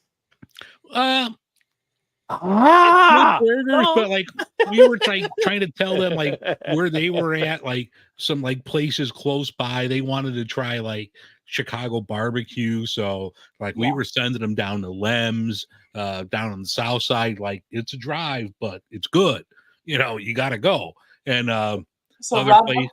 Before you panic, Rod, I actually told them about Bad Apple and how they could check out Hot Butcher. So they already knew about that from me. There you go. So There you go. golden. All right. Cool. I did talk to them about it. So. But yeah, we were like, they were getting like, okay, what kind of pizza? Like this pizza, are like, oh, you got to go here for the thin crust, here for the deep dish, beef sandwiches, everything. Specific. Yeah. They're like, oh, but keep hearing about this Giordano's. They're like, no. You don't want that. You don't want that. You don't want that. Tourists. Oh, actually, it was the funniest thing. Andy was in the other day, and he was helping me with a thing, and so he's from Australia, Australian accent, which, first of all, beautiful, love it. Yeah. He uttered a sentence that just made me pause, and I said, my God, could you say that again, please? And I made him repeat himself, because I'm like, that was the best sentence I've ever heard. Yeah. Australian accent, where's the beer? Yeah. He asked, where's the beer? And I went, oh, say that again. What That's a great sentence in Yeah. your accent, just so you Yeah. know. And he just stares at me because I apparently am really good at making every interaction awkward. Mhm. He just stared at me for a second, like, Yeah. what? I said, just say it one more time. Yeah. He did. I'm like, It's best sentence funny. ever. Every time you said Australian, in my mind, I kept thinking Men at Work in the Land Down Under. Yeah. it just kept popping in my head every time you kept saying that there. Yeah. So I know. I can see him kind of smirk whenever that song comes on like our playlists in the tap room and stuff. And I just kind of look at him and they're like from the Land Down Under. They're all like, Yeah. you know this song? Like the Bee You know Gees this song? for him, and Bee Gees, AC/DC, all the Australian acts. And But it's actually, weird. He filled me in on that lawsuit. Okay. The one against the Men at Work for the Kookaburra, the copyright on the song. Mhm. I was like, hey, that lawsuit was like 25 years late. Whatever happened? Did Kookaburra win or did Men at Work win? And he's like, oh no, Kookaburra won. They got their money for the copyright infringement. I was like, oh neat. Wow. I actually never knew how that ended. I just heard about there being a lawsuit for it. Yeah. But I mean, it's obviously the song in there, So After we ate there, and I asked for the check because I'm going to pay for the food and the beer, and I forget the guy's name who was behind the bar. I forget his name. Real nice guy. I gave him 33%. I gave him a third is the tip because I'm like, he was really good. He deserved it, So I get a notification and an email on my phone. Are you sure you want to tip this much? Fuck it. Mind your own business. Yeah, I do. I've never seen that before. I'm usually a good tipper, but they were like, oh, the tip wound up being like 32 point whatever percent. I'm like, the fuck? Get out of here. Yes. So now we got tip Nazis out. Yeah. Now you say that, but there are a lot of restaurants, Ravinia included, where we actually type in the tips after you've written them on the receipt. Mm-hmm. So occasionally the handwriting can be hard to read or the maths can be off, like the total doesn't match what it's supposed to be, whatever. But I had a new server accidentally put in a $100 tip instead of a $10 tip. And thankfully a notification did go to that customer, and that customer called and said, I think there was a problem. And I went, oh my goodness, yes, that is 100% a problem. I have the paperwork right here. I will correct this for you immediately. It will take 3 to 5 business days for that to come back, but I do apologize for that. It was obviously just a mistype. Yeah.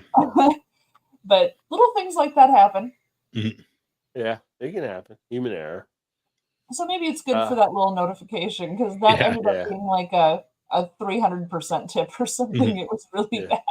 Well, I remember like the last time I was there and I talked to Jeff, and like Jeff took care of all the food. I'm like, Jeff, I charge me for something because I want to tip, the person behind the bar. Let me buy beer.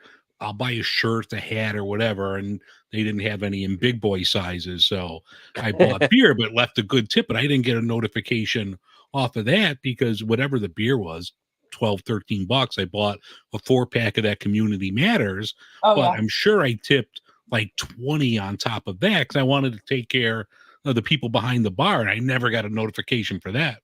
Huh. That's strange. Mm-hmm. By the way, you're apparently going to the wrong location. I have all the things for itty bitty people and big boy people, and nothing in the middle. So they must have all the middle stuff, and I have all the because I want. I'm like, you got something in a double X, and they're like, no, we don't. I'm like, all right. They said because I would double wear X. a shirt. Yeah, double X should definitely be on hand. Actually, I'll set aside. I have a 2X of the red Community Matters shirt with the Community Matters stuff on the back. I'll set that aside for you, sweetie. All right, awesome. Thanks. Yeah, you bet. And then the last beer news item, which is interesting, which is cool, because I do watch some of the Premier League, but Guinness will now be the official beer of Premier League. So nice. For all you that watch Premier League, prepare to see more Guinness type stuff. Although I wish they would do some more things, even though I'm here in Baltimore where we have a Guinness brewery, just more stuff on their line. I mean, just to, like a few years ago, like they were doing the Antwerpen style, they were doing some different things, and it's kind of like I don't see it as much now like it was. Like they had Dublin Porter. They were doing some other things. So okay. I'll be But right back. I would like to see them do more things along those lines. So hopefully we will see more stuff there. Did you speaking of- have the? I think they just brewed it in Baltimore, but they're going to sell it at the Chicago location. The Guinness made like a Pride beer. Have you had that? I have not had that one as of yet. No. Okay. No. But I need yeah, to I actually know- get over there.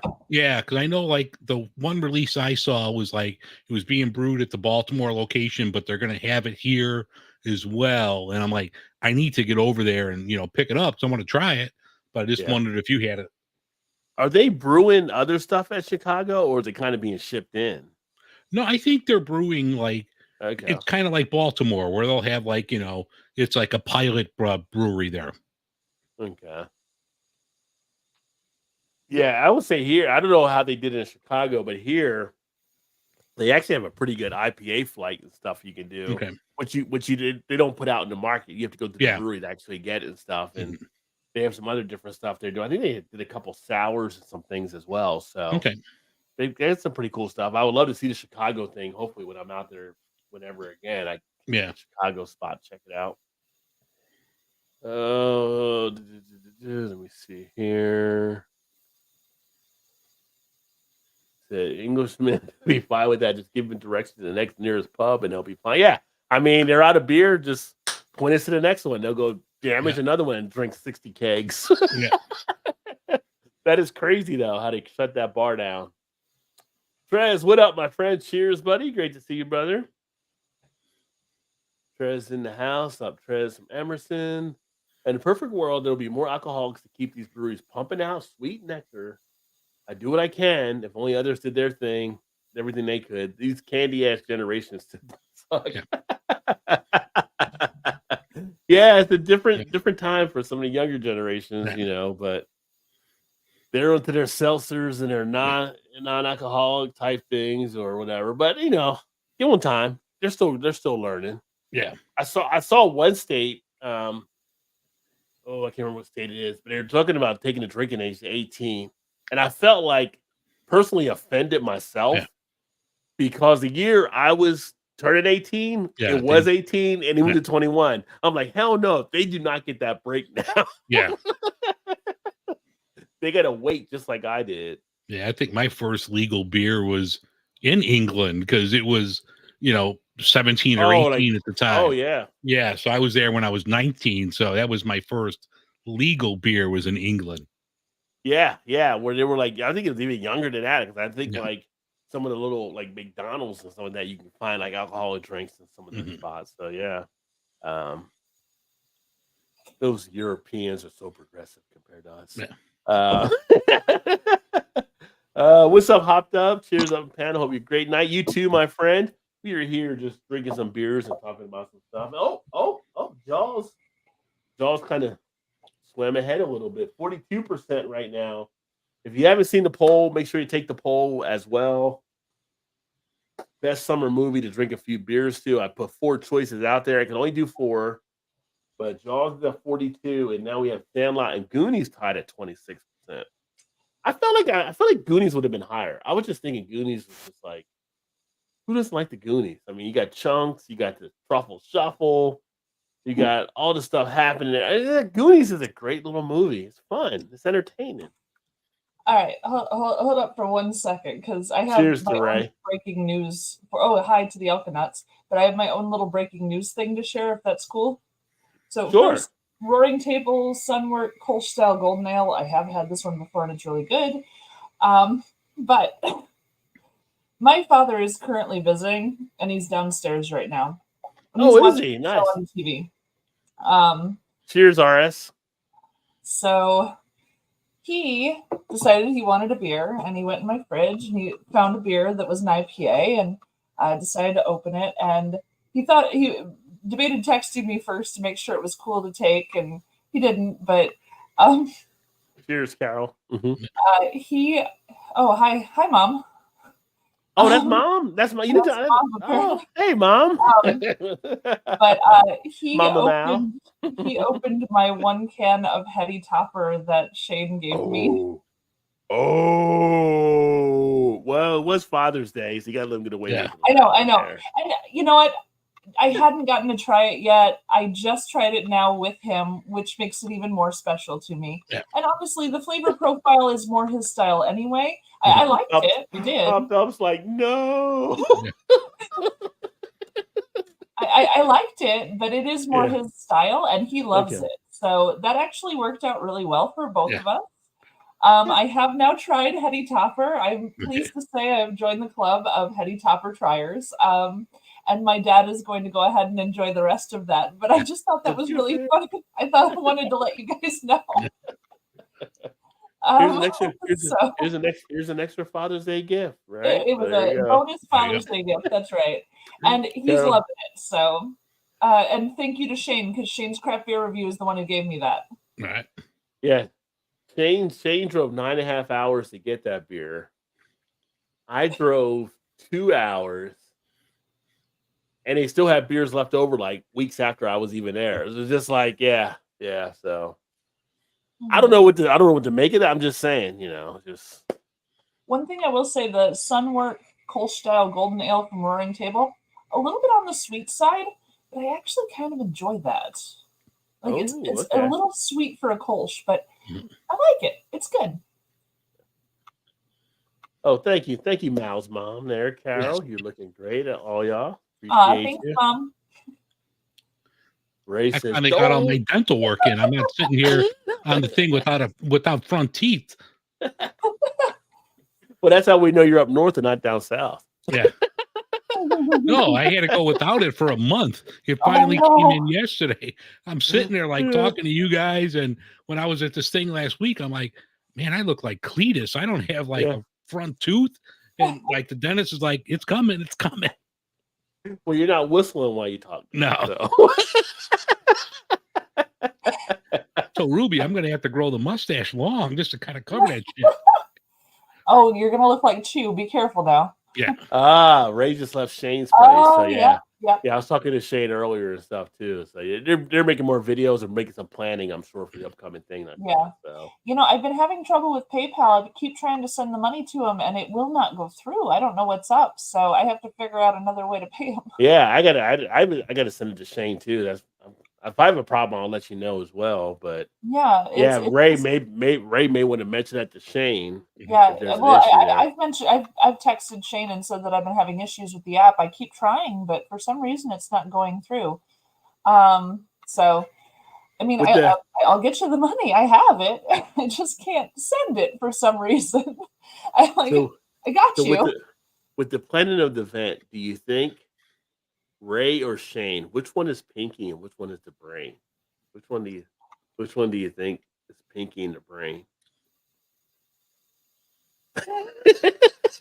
Ray's like, you better pick me for the brain. No, I think they take turns. I think they take turns. You think they take turns? I think one's going to be the goofy one while the other one's being serious, and then they'll flip flop. I really think they take turns.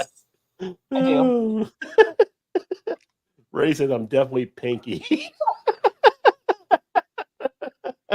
Planning for what? Yeah, okay. Yeah, play to denial. I'm in denial. I don't know what you're talking about there. Your dad says delicious. Oh, yeah. Heady Topper is good. He's loving the Heady Topper. I did prefer Focal Banger to Heady Topper, but Heady Topper is still solid. Dad, save me a sip. I'll sneak down for another one here before I'm done with my Kolsch.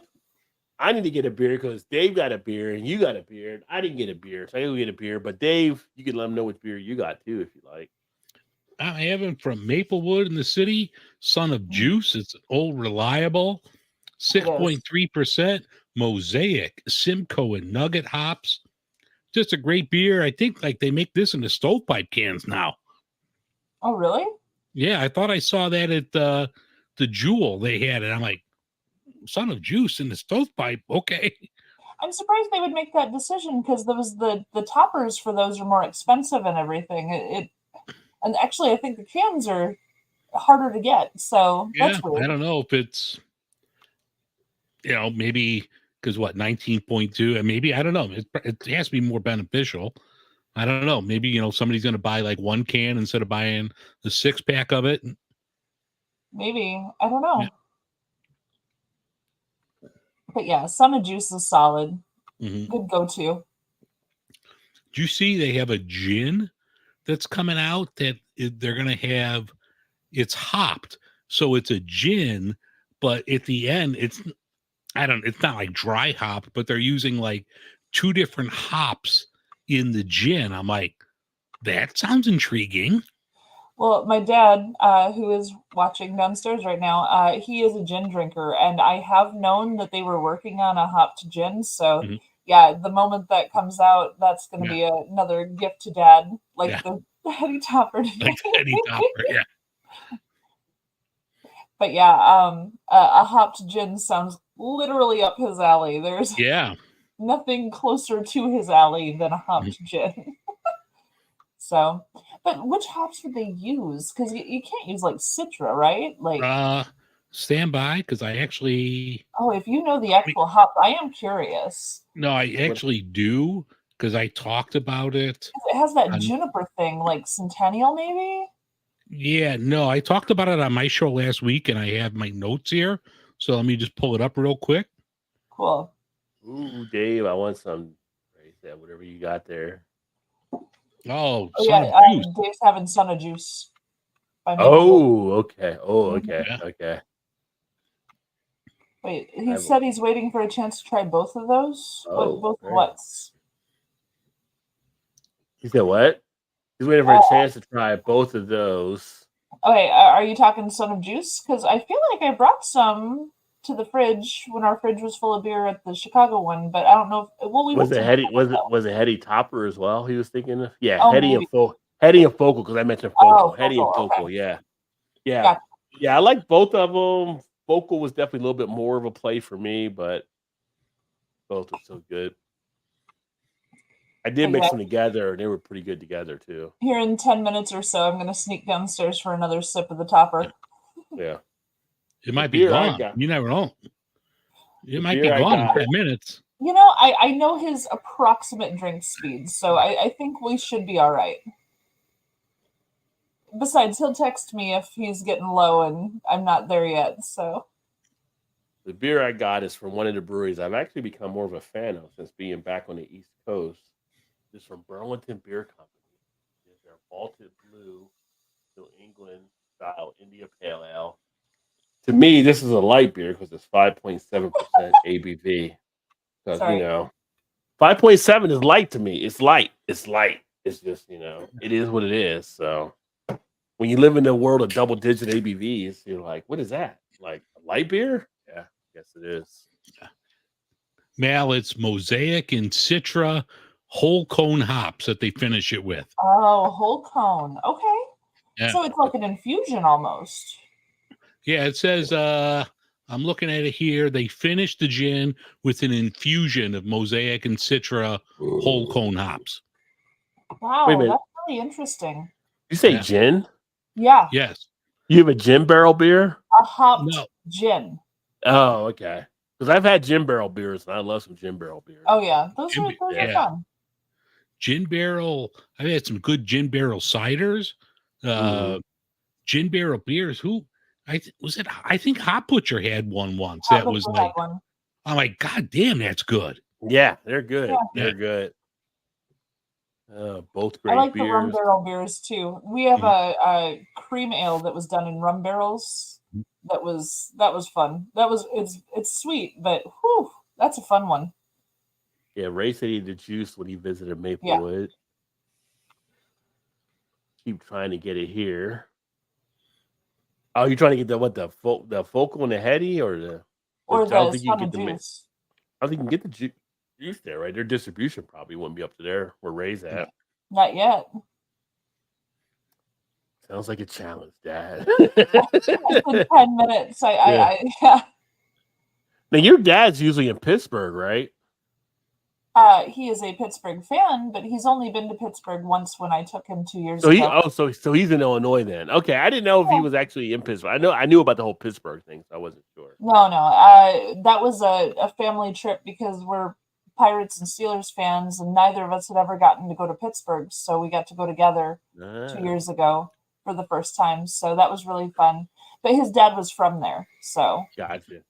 Yeah. I think So I'm it's deciding just that family to like the sports teams, and Yeah.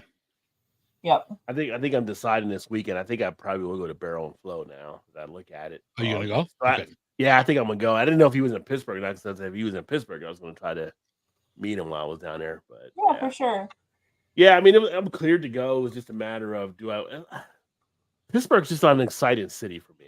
It's kind of like I thought it was very exciting when I went. I mean, I'm like if I go to Great American Beer Fest, okay, I'm in Denver. Denver's an exciting city.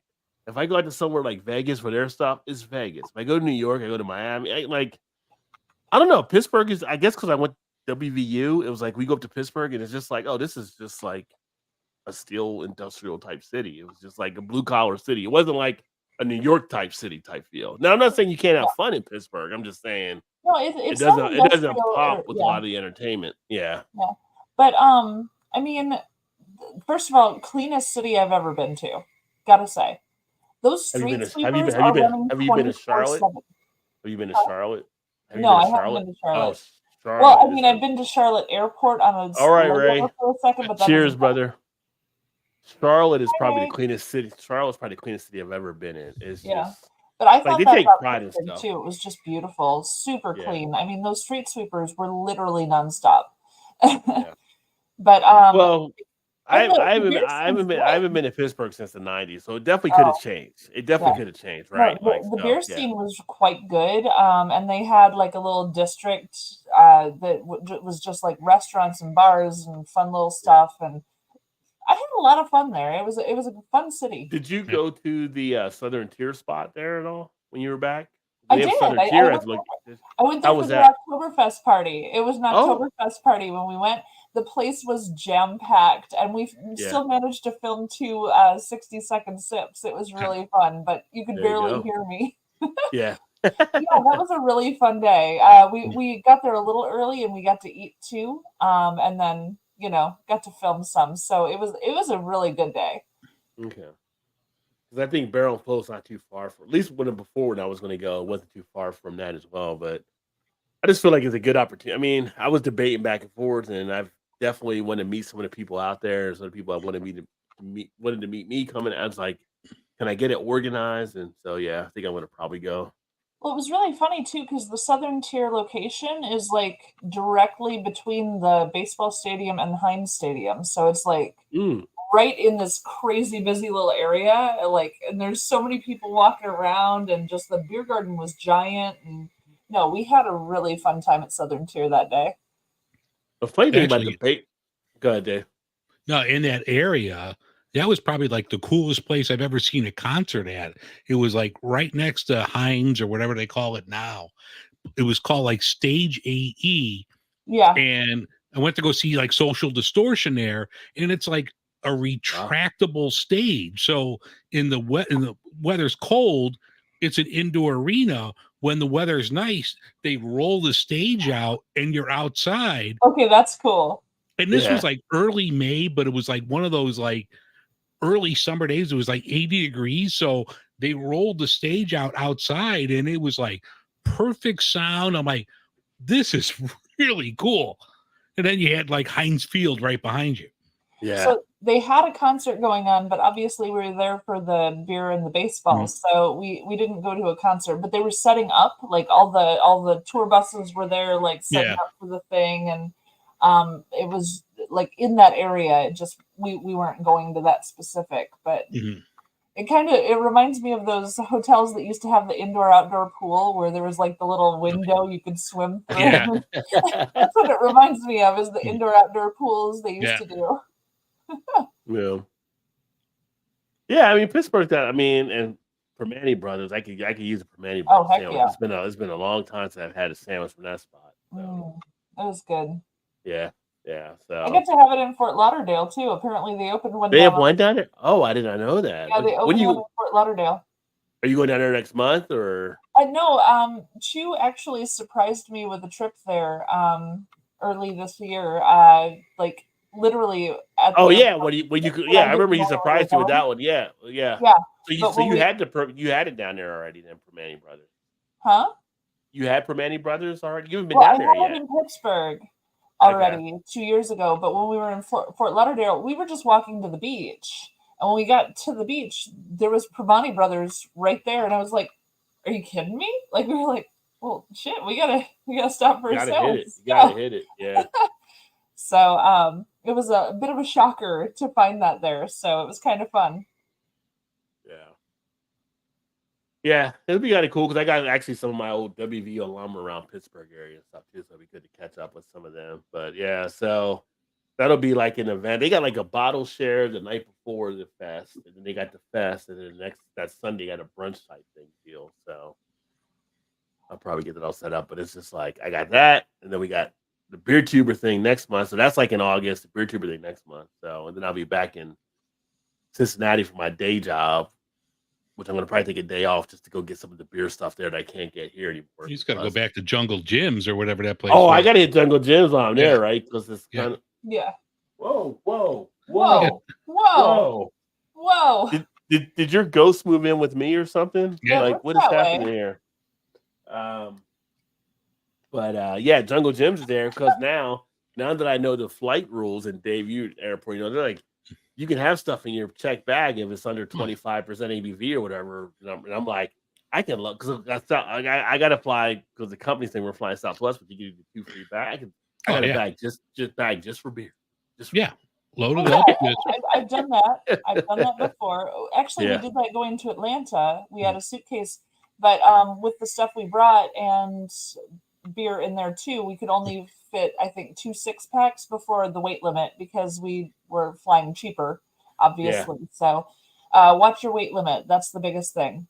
Yeah. Usually I'll fly Delta. Delta will usually give a little bit of an edge just because Delta has a hub in Cincinnati and everything like that. But it's kind of like I am gonna swing back downstairs for one more sip of that beer, though. You better before he gets rid of it there. Yeah. Or you just find like I just realized I need him to hold on to one sip for Chew because Chew hasn't tried it either. Yeah. Chew's gonna be. I think he's gonna be out of luck. Yeah.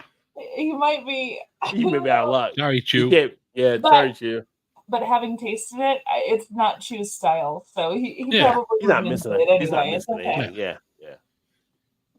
But it's funny. I think you mentioned on your channel or your show, which I'm going to talk about here in a second for people that may not know from Beer in Front. The Kelsey brothers, you mentioned garage beer. Yeah. So I had the fortune of when I was in Kentucky, Braxton was in my backyard. So I had garage beer years ago, way before it hit like the mainstream type I thing. think you even sent me like a couple years back, like when we did like a beer exchange. Oh, I think I might have sent you one of those. Yeah. And it's interesting seeing them have this big run. Like, I don't know what Braxton got paid off of it or anything like that, but that could have been a big hitter. But they were like, oh, okay, this company wants to brew it. We'll sell them the rights to it. And they still put the Braxton name on it. But it's kind of interesting just to see. And now you got the Kelsey brothers getting involved and stuff, try to push it more. Yeah. And it's weird. Like, that's something like, why didn't Braxton just hold on to that? Yeah. You'd think you would want to play the long game with something like that. Like, every market it goes into, it does well. Like, you see the Montucky cold snacks and other things that, make headway. You would think like Braxton would want to hold on to that. Yeah. Braxton has a solid operator. Like I said, when I was in Kentucky, they were probably one of the ones that were very good at how they're planning. They were one of the first craft breweries I saw that had their own 18-wheelers. So you knew they were on to something, right? They're moving that much beer because you don't see like craft breweries with 18-wheelers like Braxton on the side of it.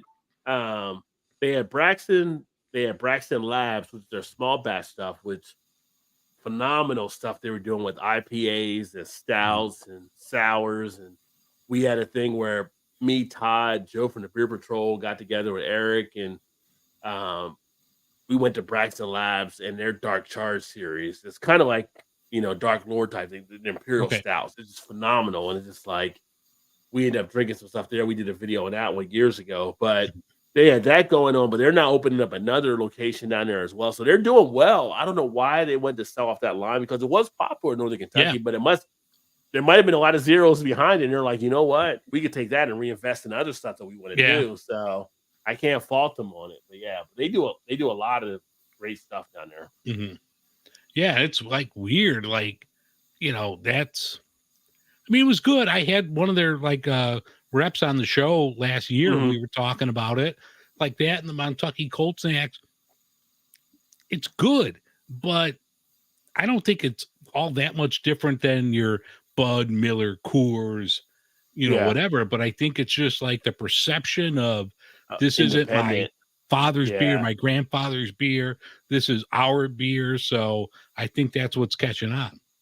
Yeah, I think you get that when you mix it with some of the, drinkers of all ages. But if you got like some of the more younger type, it's kind of like that independent feel to it. So it's not Yeah. like it's like anti-establishment. It's not part of the establishment. You can enjoy this one and not Mhm. throw money in the AB and Bev or Yeah. whoever it may be out there. So, but as a lager, it's a decent lager, especially to beat the heat. And Yeah. they had that. They had the lime version. I've had both of those, and Mhm. it was always just surprising when I saw they sold it off. But if you ever had any of the other Braxton beers, you're like, these guys really do some good stuff. So I'm looking forward when I'm back in Cincinnati trying to get some of their Braxton stuff and Yeah. bring that back on a few things too. But Kind of like Revolution they have their cold time lager that kind of has that retro can like look to it. So Mhm. I mean, we'll see if that's going to wind up being something that's more regionalized too, where okay, I could go get Garage or Montucky, but I might stick with my local brand here. Yeah, I need to reach out to the Montucky guys. That's kind of a phenomenal story and what they're actually doing, Yeah. just staying focused on that one beer and the success they've actually had. When we're done with this, I got stuff to do tomorrow morning with my mom, but I know their rep because I had Montucky on too. So Mhm. I'll exchange info, see Okay. if you guys could hook up. But actually the same PR rep, I don't know if she's still working with both, but the rep that I did with Montucky, she hooked me up with Garage as well. Oh, okay, cool. Yeah. Cool. There you go. Yeah. Yeah, that'd be awesome. Yeah, like I said, Yeah. because you see their name is definitely coming up more and more, and it's Mhm. kind of like they're making one beer. They're having Yeah. great success, but they're just making one beer. They're like keeping it Yeah. simple. So they're Yeah. kind of like, this is what we do. Yeah, it And was this is what cool. we're Like going I to do. had them on I think 2 years ago in Garage. I mean, hey, it's a great story, people are making money, people drinking beer, so I can't knock it. Yeah. Yeah. No, I mean, you got these two NFL stars that I kind of signed in now that are kind of buying into that are going to get you more publicity, I'm sure, out there, especially Yeah. Travis more because Travis is still playing and he's dating Taylor Swift. Come on, if you're dating Taylor Swift, you got a platform where you can I try want to to see move some stuff. Taylor jump on stage stone cold, just shotgun in the garage. Well, beer apparently there was a video out there where she chugged a beer and like he was like all like Google-eyed about it when she was Yeah. chugging his beer and stuff. So I don't know. She's Yeah. picking up some of his bad habits already, Yeah. apparently. Because those guys, they both went to UC. Yeah. Which was right across the river from where Braxton was. So they know that area. Mhm. But they were some partiers back in the day too, from what everything I know. So, I mean, and they've always stayed true to their Ohio roots. Like you see in the Cavalier games and everything else. So, I mean, I respect them. Yeah. I see too much of them, but I respect them. Well, I saw some people get upset because they saw like them chugging beer. Like, they're living their life. How's it really affecting you? It's not. Yeah. It's not. You're just kind of hating on them because they're able to do that and you can't. As Yeah. long as they're smart and they're not like Justin Timberlake and they get an Uber, let them do what they want to do. How do you? I can do this with a lot of celebrities, right? Like, how do you like got that much money and you get caught like DUI? Like, how do you not have a driver? You're going out drinking. Why are you like Tiger? Like, what are you doing? Like, why? Bob Huggins, why? Why are you like your contract's $3 million a year? You couldn't get somebody to drive you around town. Like, it's just here's $100K a year. You're on call and you can't drink. I mean, I'm nowhere near what you guys are making. And I'm Ubering. I'm Ubering. Yeah. If I know I'm gonna have more than two, I'm gonna Uber. Yeah. I just saw Travis Hunter got picked up or something too. And I think he was also drunk. Not Travis Hunter. Travis, the rapper. I'm thinking it goes. No, Travis Hunter. He's the rapper. Yeah, I was almost got confused with another player. But like if you're making that much money, why are you out driving and doing those kind of things? It's like you should not be doing that. Like I can afford a driver. I'm getting a driver. Yeah. I'm getting a driver. Like I'm not. They can afford the Uber XL. They can get the big car. Yeah. Justin Timberlake's like, you can't arrest me on Justin Timberlake. And they're like, drive me a river. Yeah.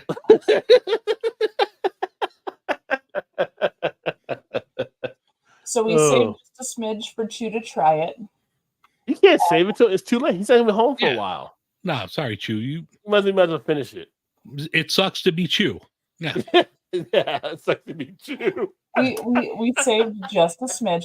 By the way, that has been sitting in my fridge for an entire year, and it has lost none of its hops. Wait a minute, Hetty Topper has? Yeah. How has it been in your fridge for a year? Because Shane gave it to me when he was in Chicago. But how did you not drink it? Like, it's an IPA. Like, IPAs go to the front of the class. Yeah. I know, but I wanted to do it on the channel, and I haven't been able to film for the channel. I kept you don't put that behind the milk. That comes to the front. Like, that doesn't go behind the cottage cheese and everything else. No, that goes to the front shelf. Nobody puts Hetty Topper in the corner. Nobody puts Hetty Topper in the corner. That doesn't go in the lettuce crisper. That goes up front. I planned to film it for the channel, but because I haven't been able to do filming, it was sitting waiting for me to get back on the filming track, and I haven't been able to do that. So it ended up waiting. But honestly, it held up. That had a lot of hops. Just saying. The point there, you had an IPA a year later, and it's still pretty solid. Damn right. Not that you drink it, the first day or two, first week, first 2 weeks. You can still hold if it's held properly, because you put it in the fridge and it's basically suspended and everything. Yeah. It was never unrefrigerated ever. The entire time I had it, it was very carefully maintained. It was away from the light bulb even. I didn't have it by the light bulb in the fridge. I was careful. So no, it was excellent. Like, quite tasty. It's not my style, but it was really, really good. I'm sure it had to lose some of the hop, so I'm sure it was more malty, but I mean, it's a great beer is a great beer, yeah. If it's more malty, I probably liked it more then. Yeah. You did a Bill Nye the Science Guy, sir. I did. I did a Bill Nye the Science Guy on my beer and saved it long enough so I would like it more. Somebody voted. Stand by me. We got 5% on the board. They're on the board. But sorry, I haven't actually voted yet, so I should probably do that. Jaws is at 42% right now. Well, I'm gonna go grab one more. Sandlot and Goonies are still at 26%, so they're battling. Well, you got the kids fighting the kids between Sandlot and the Goonies. You got the kids fighting the kids. Okay, let's see. Jaws is such a good summer movie, though. It is. It is. You go in the water. Sharks in the water.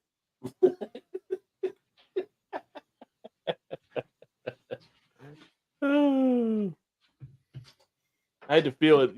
I still get sad when I feel like it had to happen, but when Quint gets eaten by the shark, you just feel like you start just when you're liking them, you're liking this character, and the shark gets them. Like Steven Spielberg wrote that in pretty well with Quint. Oh yeah, yeah. I think my favorite scene is that part where they're comparing their scars and stuff between him and Richard Dreyfuss. That's a pretty good scene. Yeah. Yeah. It's almost as intense as the attack scenes. Like that scene was very intense when he was talking about the shipwreck and all this stuff. USS Indianapolis. Which now, because you got the internet, you pull it up and you're like, oh shit, USS Indianapolis did go down. Like, you find out there's like a little historical context to it. Downstairs, I have a 450-page book all about that ship. Yeah. And it starts out describing the ship, where everything was. It talks about everything leading up to the disaster and then the aftermath. And it's insane. The whole thing. And I have fish fear anyway, so I'm kind of like, ooh, no. Yeah. I've always had fish fear. Probably because I watched Jaws at some point as a child, but Yeah. Just wait. Don't spoil it. I mean, this movie is done in 1975, so if you haven't seen it by now. I will tell you though, when I was on the swim team, in high school, they put me on the short races because I was able to panic myself into wins. Because I'd be swimming. I would freak myself out that something was chasing me, and I would swim faster. My breathing technique was not as good as it probably should have been, but I was really fast because I got really freaked out. So yeah. Well, here's the funny thing, Hopped Up. So when I was a kid, that movie came out. I think it was 1975, might have been 1976, but it was like I was like begging my mom to take me to go see this film, and she was like, "No, you're too young. You can't see it or whatever," because it was like PG or whatever, right? Like, no, I want to see it. I got into it within the first 5 minutes when that first swimmer goes out and the shark I'm The like, kid. okay, let's go. She's like, no, Yeah. you would have seen the movie. You would have sit there and watched the whole movie. You signed on, man. Mom's like, we bought tickets. We ain't leaving. You're gonna be in the. Yeah. It's just like I'm in the movie. Like, yeah, it freaked me out as well. It was kind of like because I lived in New Jersey. We go to Lake City every summer. So at that point, it's like, well, I'm only going to go right here for my feet in the water. I'm not going out any further because I don't know, Jaws might get me. So for a few years that followed, I didn't go any deeper than my toes could go. So it was like. So when I lived in the Caribbean, I had friends that would try to get me to go out snorkeling and stuff on the reefs and whatnot. And I went out once and those moms now, they're not allowed to be moms. Nowadays, they get like pulled into CPS meetings or something. But I went out once, and while I was swimming, first of all, a grouper was coming up to me, which groupers are 500, 600 pounds. They're giant. And I'm telling myself, it doesn't eat people. It doesn't eat people. It doesn't eat people. I'm okay. I'm okay. I'm okay. I mean, we eat grouper, so that's kind of risky on his part to come up because we eat grouper. Behind the grouper was a barracuda.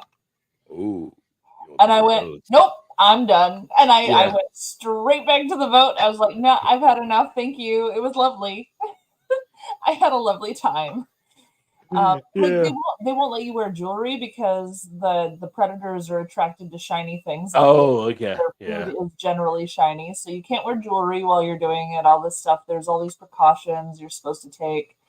Because we were out, like open sea, but like a reef that was higher up the water and stuff. Mm-hmm. And one of the used to be a Virgin Island, but disappeared because it's just under the surface now, and now it's all reef kind of things. Yeah. I had a rough time that day. I also got stung by a jellyfish that day, so. Well, it's kind of funny too. Cheers, Aubrey, as well. It's kind of funny because sharks eat seals, and seals are like black or dark gray or like that and everything. But then you have surfboard people, they tell them to wear these black suits. I'm like, if you're a shark coming up, you kind of look like a seal. Like, whose idea was that to come up with that? Like, and they're like surprised when it happens. Like, well, you're looking like the shark's food until he bites you. He doesn't know. He's just, he's thinking you're dinner, and then he bites you like, oh, that's not seal. Yeah, sorry about your leg. Okay, I'm gonna swim over here now. And then he tries you, and he's like, "Ooh, you taste awful. Yeah, I'm not going to eat that." And he's like, "What?" Because apparently humans taste bad to sharks. Yeah, it's like, so who came up with the idea to put them in suits that look like seals? That's my question. Same people that had the bullfighters dressed in red. Yeah. Yeah. I don't know why this bull keeps chasing me. Maybe it's the cape. Yeah. Oh man. Yeah, like put him in some fluorescent yellow or something out there, so the shark knows. Like, I don't know what the hell that even is. I'm going to go over here. Even if you're in fluorescent yellow, they're swimming under you and looking up, and with the sun behind you, you're going to look like a black shadow no matter what. Yeah. So it really doesn't matter what the color is. You're a black shadow. You happen to be the same shape as what they eat. Yeah, and I always feel that. I mean, it's kind of like. I mean, like I said, I go in the ocean. We just went to Virginia Beach last week, but it's kind of like you're going into their world. So, we did see a couple of dolphins. We were down there. We didn't see any sharks or anything, but saw dolphins. And I feel like now, as it gets warmer, you're going to have more sharks coming inland on a lot of stuff because climates are changing. It's like if you're in Louisiana, you don't go just jumping into a lake. If you jump into a lake, it could be a gator in there, right? Yeah. Like there's common sense things you should actually know to look out for. Just saying. Well, that's just it. Like, people don't understand. If you're in your own house watching your television, you're perfectly safe. But if you are out in that animal's habitat. For example, cougars. There's been cougar attacks in the U.S. If you're out on a trail out in Montana somewhere, you're going through in their territory. And they're like, then they go hunt the cougar down and kill the cougar. Like the cougar didn't do anything wrong. No, you went into their house. Survive. Yeah. Like they do that with the bears, like a grizzly, and it's like people are like, oh, there's a cute little cub there. If there's a cub, chances are there's a mama bear. Yeah, there's a mama. If you know anything about bears, you don't want to get near that cub because mama bear is going to come roaring down a hill and rip your head off, right? Like, it's like, But people that's don't understand non-domesticated animals. They don't go out in the wilderness enough to know that non-domesticated animals are fucking non-domesticated. They don't give a shit who you are, what you are, or how much money you have. You are either on the food chain or you're in their fucking way. So move. Yeah. Like, what the hell? Like, don't try to pet a bobcat. The bobcat does not want you trying to pet. Don't try to take a selfie next to a bison. And then, because then what? The bison knocks you down or gores you. They killed the bison. The bison had nothing to do with it. The bison's just reacting. Yes. You're in his space. Stop it. Critical thinking has been lost by a good amount of the American population. You could argue the Darwin thing and just say, we wouldn't have the Darwin Awards if we didn't have people doing the stupid stuff for sure. Mm-hmm. But so they do give us that entertainment. If you see a lake in Louisiana, there's definitely a gator in there, probably a whole neighborhood. Yeah, it's funny. There was a video on TikTok, and a woman's like, there's a gator in any type of body water, lake, river. Come over here. And she went down to it, and she felt it. She's like, does this feel wet? Then there's a gator in there. Yeah. And that was it. There's a gator. If it's wet, there's a gator. Like, common sense, folks.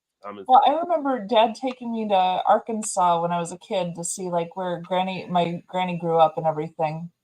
And he was like, okay, yeah, you can play out in the yard, but I need you to be aware that there are cottonmouth. And I'm like, what's a cottonmouth? And he said, oh, it's a snake and they're really poisonous. And if you see a snake, you need to stay away from it. Don't go in any water because they swim and everything. And like he was really straight with me. He's like, don't you be effing around with the snakes, because up where we live, it's just like garter snakes and stuff, and I think garter snakes are cute. So I never had a problem with that. And he's like, yeah, don't mess with the snakes down here. And I'm like, okay, got it. Yeah. It's just, I don't know. It's just, I feel like just the critical thinking skills. Again, I'm Gen X. So I'm from the F around and find out generation. Yeah. So sometimes you didn't want to find out. You didn't F around. Okay, so Gen X were generally raised by baby boomers, right? Yes. Yeah. So yeah, my dad was in the boomer category. So I had a lot of, and he had to raise me by himself too. So it was a lot of work. I'm sure I wasn't the easiest kid in the world. Was it though? Because the one thing about the baby boomers and Gen Xers, baby boomer parents were kind of like, oh, don't tell them, they'll figure it out. Like you got a fork next to a socket. Don't tell them, they'll figure it out. They will. It's not like nowadays when they're like, oh, get that fork out of their hand. Like no, back then it was like, let them figure it out. Let's see what happens. And they would sit back and entertain themselves. No, Dad was always really good about it. He would be like, I see what you're thinking about doing. And I'm telling you that I think that's a bad idea for this reason, and this reason. I'm not going to stop you, but I'm telling you, this is why this is a bad idea. And if I decided to go ahead, I would find out that he was correct, that that was a bad idea for those reasons. And if I decided not to, I didn't have those consequences. So I learned pretty quick that when he says, hey, you probably shouldn't do that for these reasons, there was a point where I was like, when he says that, maybe I should listen. So I got pretty good at, okay, he's not going to make me stop, but he's going to say, hey,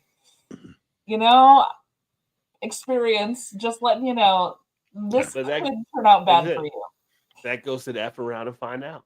Yeah. I'm going to tell you, but, you do what you do. You do you. If you climbed that high in a tree and you fell, this is what could happen. Falling could happen. He's like, So there's maybe this they'll guy fund called one like high. Sir Isaac Newton who talked about this thing called gravity. Yep. So just little things like that, he would just be like, just so you know, here's what could happen, and Oh, they he would let me make the decisions based on that. So it was good. That's what you got to do. That's what you got to Yeah. do. Ulrich says, enjoying the Corona light tonight. It's been a hot enough day. I feel like I'm in Mexico anyway. I thought, what the hell? Corona, yeah. Cheers. It's definitely, depending where you're at, you're under some heat weather advisories or warnings or whatever. Like, we've been fortunate kind of here where we're at. It was supposed to be hotter, I think, than it actually is. But some places, it was like triple digits already. Hopped on the cheers, Dad. You earned yourself another year old amazing beer. Grab whatever you want out of the fridge. There you go, right? Yeah. Get you some, RS. Get you some. Yeah. Oh, sorry. His name's Rick, by the way. If you wanted to, I don't know if you prefer RS. I don't think you ever told me, but I'm just used to calling him RS now. Yeah, I know. Point, yeah. I call him Pirate. When I went down to get that other sip, I actually went through some of my beer stash and made sure there's a good amount of IPAs in there for him because he does love those West Coast IPAs a lot. So I rearranged the fridge a little bit while I was down there too, just to help him out. Well, if you had that old heady topper, you probably got some old Lagunitas and Ballast Point back there too. I don't actually. I really don't.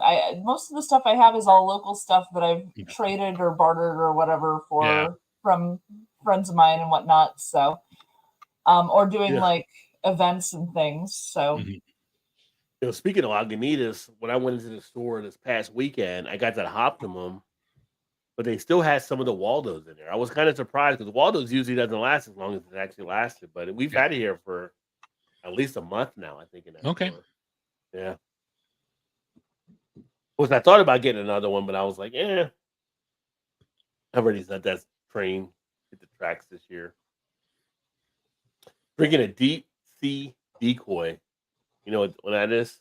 Yeah. So that was through Lazy Dog Brewing Company. They do these. Chu and I have been part of their mug club for about 2 years. Those were the ones like when we did the spy video and like some of the other ones like that were unusual, was their little setup for their 8-packs that they would come out with every month it's quarterly. The Deep Sea Decoy was designed by, I think it was Melvin Brewing, but it's a pale ale. Melvin. Okay. Yeah. So Melvin Brewing, it's a pale ale. Nice. I'm going to grab one more beer here, but Dave, I was going to say, because people that might be joining in not familiar with your stuff there, tell them about Beer in Front and some of the stuff you're doing. Yeah, every week I put out an audio podcast talking to different people around beer. If I don't have somebody on, it's just, talking about beer from Illinois, Chicago area, but trying to do as much like interviewing people all around. Everybody's got a cool story about beer, and I'd like to hear it. I'm still mad that I haven't gotten to meet you in person yet. I know our paths have never we never run into each other. It's because I wasn't able to make it to Bug. I was sick for that, and Bug, and then Friday night flights. I'm like, I know. I don't see you yet. Yeah, Friday night flights. I had to be at the tap room because my co-manager was handling that event with so just I never seem to run into you, and it looks like Dad just corrected me on who Abel made that Baker. beer. It wasn't Melvin, it was Abel Baker. I apologize. Abel Baker's good brewery for sure. There you go. But yeah, I made a mistake. Sorry. There's an awful lot of breweries out there. Keeping them all straight can be tricky. Yeah. Only 9,500. I mean, that's all. Number. Oh, pshaw. Yeah. I mean, I have 8,000 of them memorized already, so this is fine, right? Right. But, what's going to be number 10,000? Right, yeah. Well, 10,000's coming up. Because one closes it and one takes over. One closes, one takes over. One closes, one takes over. It'll be interesting. 10,000 is going to be my brewery. When 10, I get there, we'll be number 10,000. All right. There Well, you you go. better hurry up this year because it's probably going to be by the end of the year. Oh, no. It's gonna, what he was saying, the one closes, one opens. It's gonna do that until it's time for me to Yeah. open one, and then it's gonna Yeah. be 10,000. Ah, I already have gotcha. this All all right. planned out. She's got it planned out. She knows. Yep. Yeah. I have it on my calendar. Everything's good. Yeah. Well, I'm looking forward to you guys opening that brewery there. Oh, me too. And It then, is an awful lot of work, though. I'll tell you, doing the Yeah. GM thing, Chu and I both at two different breweries, it's a lot of work. And we're the GMs, not like the owners. So it's like, oh my Yeah. goodness. So it's definitely work for sure. They, some of them they start up because they want to actually, make a penny off and sell them off the line. But a lot of them, the majority of them, are more that passion for making the beer. I think. Oh, yeah. So, yeah, you got to have that passion because, like I said, it's thin margins, but Yeah. you're bringing this great experience to the community. So you got to Yeah. have that love for it. So, and the funny thing is, Chu and I, we don't think that we are going to be brewing the beer. We'll be kind of running the place and owning the place, but we want to hire a true artist who has that amazing creativity and that knowledge base to give them a studio to make their art. Like literally, we're just handing them a studio and saying, tell us what to do to make your life better, because you're going to make a lot of other people's lives better with your work. So that's the idea right now. One thing is, in the community that we're in, we have a lot of the guys that do homebrewing type stuff too. So who knows? I mean, there's some, and I've had a few of their samples, and they're doing some good stuff. Oh, for sure. Yeah. Actually, was it last weekend or 2 weekends ago? Was the Mundelein Craft Beer Fest happened, and there was a whole 12 different homebrewers that were there.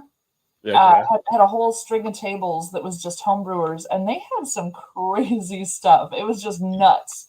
They had some, styles that you never hear about anymore and stuff. It was kind of cool. So there's an awful lot of very talented people out there, and I look forward to finding our person. Yeah, I love that breweries that are actually not just following along and are actually bringing back some of the other stuff. So yeah. And again, shout out to Crown of Hops, who actually won for Samuel Adams for their award this past year for the home. So they're, they got their brewery and stuff. They're actually doing. They just came out with the new Black is Beautiful beer and stuff too. So definitely try to get my hands on that if I can. But a lot of good beer being done out there. So everybody's got their own little beer story they want to tell, so to speak. For sure. I just cracked open another vaulted blue is what I cracked open. So I ended up getting a 6-pack of them. So I got to work my way through them. Yeah, I slowly but cracked surely. open the Firestone Walker Half Acre collaboration Pilsner. Oh, nice. Best Pilsners I've had in a long time. It's phenomenal. Yeah. I need to get Firestone Walker. I got a place that gets their kind of stuff in, so I'm always checking those things out. I think the last time I had Half Acre, I'm trying to think, where did I get Half Acre? I got it at some point. I think Big Daddy Mojo might have sent me some before. Okay. Whatever, but yeah, Half Acres, they're pretty solid. Hopped Up says, I'm just here to drink stories. To drink stories? You're here to drink stories? Are you here for the drink stories? But one of the other things too, I was going to say, so on my thing there, and Dave's kind of the creator of this as well. Well, he is the creator of this, but the Beer Media Group. So one of the things there, kind of pulling some people together, kind of in the community, from YouTubers, vloggers, bloggers, podcasts, all kinds of stuff. So if you're interested in finding out more about the Beer Media Group, reach out to myself or reach out to Dave, Beer in Front, on how you can do that. Because I'm thinking Hopped Up Beer Review, and we actually have I set up the earlier. Instagram thing right now, so you could just head over to Beer Media Group on Instagram and reach out to one of us, set you up with like a Discord server, work on that, just kick around ideas. Maybe it's equipment. Maybe it's a lead that, somebody's looking for somebody to push their product. All right. Maybe they don't want to talk to me, but they want to talk to you. So let's just get like a group together. We can combine resources, everything like that. Yeah. Look out for each other. Nice. Yeah. So if you're looking to build up and you want to actually, and it's funny, I was thinking about it earlier. I was like, for me, I had this perspective as I look at things. I see people that are in the industry as far as what they want to kind of do is kind of the creator type thing, as far as the blogger, the vlogger, the podcast. Well, like you're actually investing in it, but I also see another group that's kind of like almost like the ride along buddy type thing. Like they just want to talk about the beer they're enjoying and stuff. So there's different sides, but if you're in that first group and you're actually looking to dig in more, you want to bring that to your audience and all that kind of stuff, reach out to us, because there's opportunities that we're going to be looking to provide to say, hey, we have other people in this network that we can actually help out and get your word out on stuff and set up things for interviews and all, like, which I'm going to have coming probably in the next 2 weeks.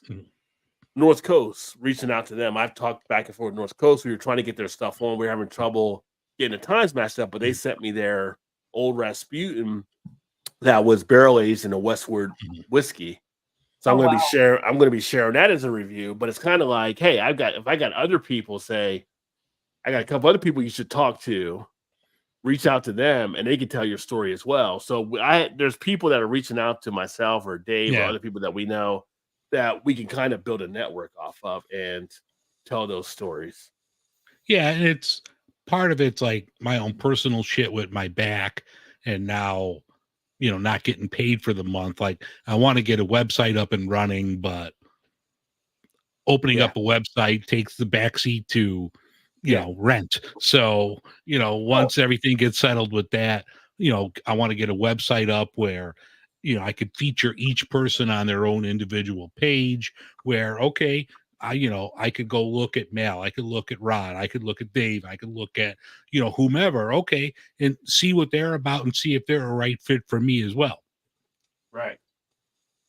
And I think in the description, I've got like some of the links there for like Discord. You can reach out because we're on Discord with that group, but I'm on Discord there too. And I think I got the Discord link in there as well. So somebody grabbed the Twitter name and he grabbed it and never used it. So it's like, I'm not paying anybody for a name. It's, whatever. But I have the website I locked down already with the domain.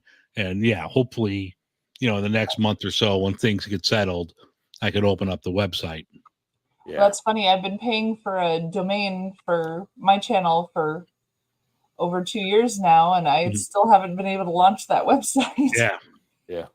But I don't want to let go of the domain name, know? Like, I just renew my domain name as well. Yeah. I have domain names coming out of my rear end.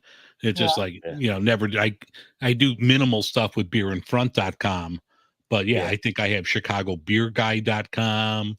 I think I still have beerinfrontawards.com. Yeah. That was good. Yeah. Yeah.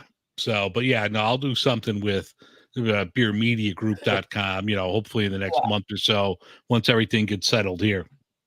I like Hopped Up's thing there. I'm in IT. I can help out with some of the setup. I'm not a visual guy though. See our logo. It's got beer in it, so that works for me. So, Now, one thing, like I come from a music background. I was obviously a music teacher for many years and all this stuff. And one thing I truly loved about the beer community when I started understanding the craft beer community as a whole is that it's all so much collaboration and so much not bad feelings. You're not mad if a brewery opens across the street from you because that means you're both going to double your income. Yeah. Like, and you share things and you help each other. And that I love that about this industry. That's part of why I wanted to go into this industry in the first place, is because it's all about collaboration and understanding. Now, are there some cutthroat owners out there? I'm sure there are. I'm sure. Because, we're all human and we all have our different ways of doing things. But I love the industry as a whole because when, when Twisted Hippo had their fire, Yeah. People helped. And when Skeleton Key got hit by that tornado, people helped.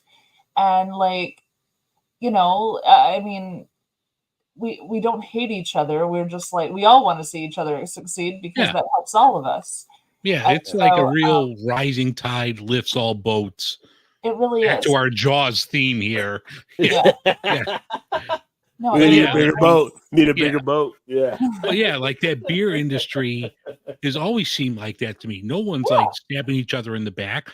No. They want No. you to succeed. Open across the street. That means when they're done with you, they're going to walk over to me. Right. Yeah. Yeah. Because no one's going to go to one brewery and not the other when it's literally there. Like, that's we all do the breweries, you know, we all go to all of them if we can, like, and that's why I love the community so much. So any collaboration, addition, like anything like that, I'm on board to help with any of it. So I mean, time willing, based on my current work schedule, which is nuts, but you know, I think we all kind of fall into that and everything too. But it's funny, I was looking like I don't have an Evil Empire song, but unless you're like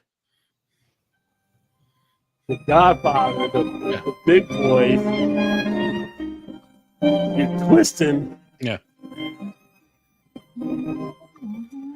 Unless you're like that mob under the two initials, you know, that you know what I'm talking about or whatever. Like most of the other people are kind of like, hey, we work together, we help each other out. But unless you're the one trying to put people into the 6 feet under. So that's the thing. It's kind of like you don't see this in other industries a month. Like you don't see like Nike and Adidas teaming up on something. You don't see, you don't see like some of the, Sony and Microsoft. McDonald's and Burger King are not going to have a collab, you know. But in beer, it's kind of like, oh, you're down on malt. We have some malt. You can borrow ours. You can do this, or you need hops. We got hops. So it's definitely more of that pulling together on stuff that happens. I'll tell you, being part of that Illinois Craft Brewers Guild email thing, like seeing all the emails, we'll have one person in Southern Illinois asking, "Oh, I'm one bag short on Motueka. Does anyone have a spare bag?" And I'll either pay you back or, pass it to you as soon as my order comes in. It's just running late. Like, and people are on top of it. Like someone's like, "Oh, I just bought a new tank. Does anyone need a bright tank?" It's these specifics. And like 30 minutes later, they'll put up another message and say sold because they already sold it. I love that. Like, how many, other corporations do that? Yeah. Like, yeah, it's insane. Yeah. But I love the whole thing. Yeah, I mean, it's different. It's kind of like even like, back in the day, it was different where it was like, you watch as I talked about one of my favorite shows, The Food That Built America, and like that when they show like the stories of Pabst going against Anheuser-Busch and all they were different. They were more cutthroats. Like the craft beer thing is kind of like, hey, we can all help each other grow here. It was kind of more of a community type thing, which is a cool thing, again, about being in it. It's not cutthroat that way. Hopped Up said beer is beer. Well, kind of. There's some beer, though, it's kind of like, I'll pass on that one. Like, I'm in some ways, like, what beers do you have? I'll just get a Coke. Like, I don't even drink their beer because it's like you're in a place and like, oh, we got Bud, Pabst, or whatever. Like, I'll just drink a Coke or whatever. Not that I wouldn't drink those at other times. It's just sometimes you're like, I'm kind of not feeling those. Emerson says, all roads lead to water, and the water is fucking Jaws. I got a thing. You got a thing. And Aubrey, hold on. Aubrey said, I wish I had a brewery with an Uber distance from my home. Yeah, Uber definitely changed things, right? Because now you can just Uber in safety. You don't have to worry about driving. And oh man, sorry, man. I got breweries walking distance. Yeah, I got those too. I got a tap house like a block. I got a tap house a block over. So yeah. All right, Mal, what you got there? I am finishing strong today. This is a collaboration between Phase 3 and the brewery, which is BRY. Yeah. This is a collaboration called Curvy Tuesday. It's a donut-inspired imperial stout with coconut, chocolate, and vanilla, and it is a 13%. So I'm finishing strong. But I want to say a little bit about this collaboration thing and how I got this can of beer. So my physical therapy is in Barrington. I live in Vernon Hills. So I pass through Lake Zurich on occasion when I'm driving to and from, and phase 3 is in Lake Zurich. So I was coming back from physical therapy and I stopped in at phase 3, and they were only open for another 20 minutes, but they recognized me. They knew me because I stop in often enough, you know. And we got chatting, and they said, "Oh, hold up, before you go, we want you to take some beer." And I said, well, I was going to buy a 4-pack, and they said, "Oh, no, we got you." And so they went in the back, and they gave me. That's like 3 favorite words for any beer drinker. We got you. We got you. So they gave me 2 4-packs because I was talking to them about some of the styles that my staff likes. Mm-hmm. And apparently they were like, "Oh, well, we got some of those." So they packaged up some of the beers that my staff would like. And then they threw this can in at the end, this collab one. And they were like, "No, this one's just for you. You need to try this. I think you're really going to like it." So I have not tasted this yet, but I have had it for a few weeks in the fridge. I did allow it to warm up a little bit. I was going to say, did you let it warm up? Okay. I did. Okay. Yeah. I brought it up the last time I came up. That's why I didn't have to run downstairs for another beer. I wanted it to sit for a minute. So... And it smells like a coconut donut. Like, honestly, that's literally the scent. But have you ever done Dunkin' Donuts, the old-fashioned donut? Yeah. That's the scent. It's the old-fashioned donut, not the, like, glazed or anything. It's not that one. The old-fashioned, like, cake donut, Yeah, those are my favorites, actually. So I'm kind of loving the scent right now. You're trying to get me to drool like Homer Simpson. I know, right? What's happening? Cheers to Redbeard in the house. Cheers, homie. Redbeard? I better see you when I'm in Ontario next month. You better come down when I'm in Ontario next month. That's all I'm going to say, Red. It's like they literally blended it in a blender and I'm drinking it. The cake you had phase 3 and you had the brewery.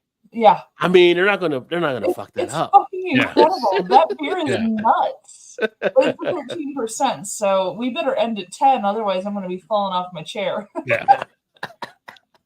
But that's another beer Chew's not getting a sip of. Yeah. Yeah. That is so beautiful. I've been hanging on to this one for a little bit because I was excited about it, and I'm so glad. You know, and I love coconut.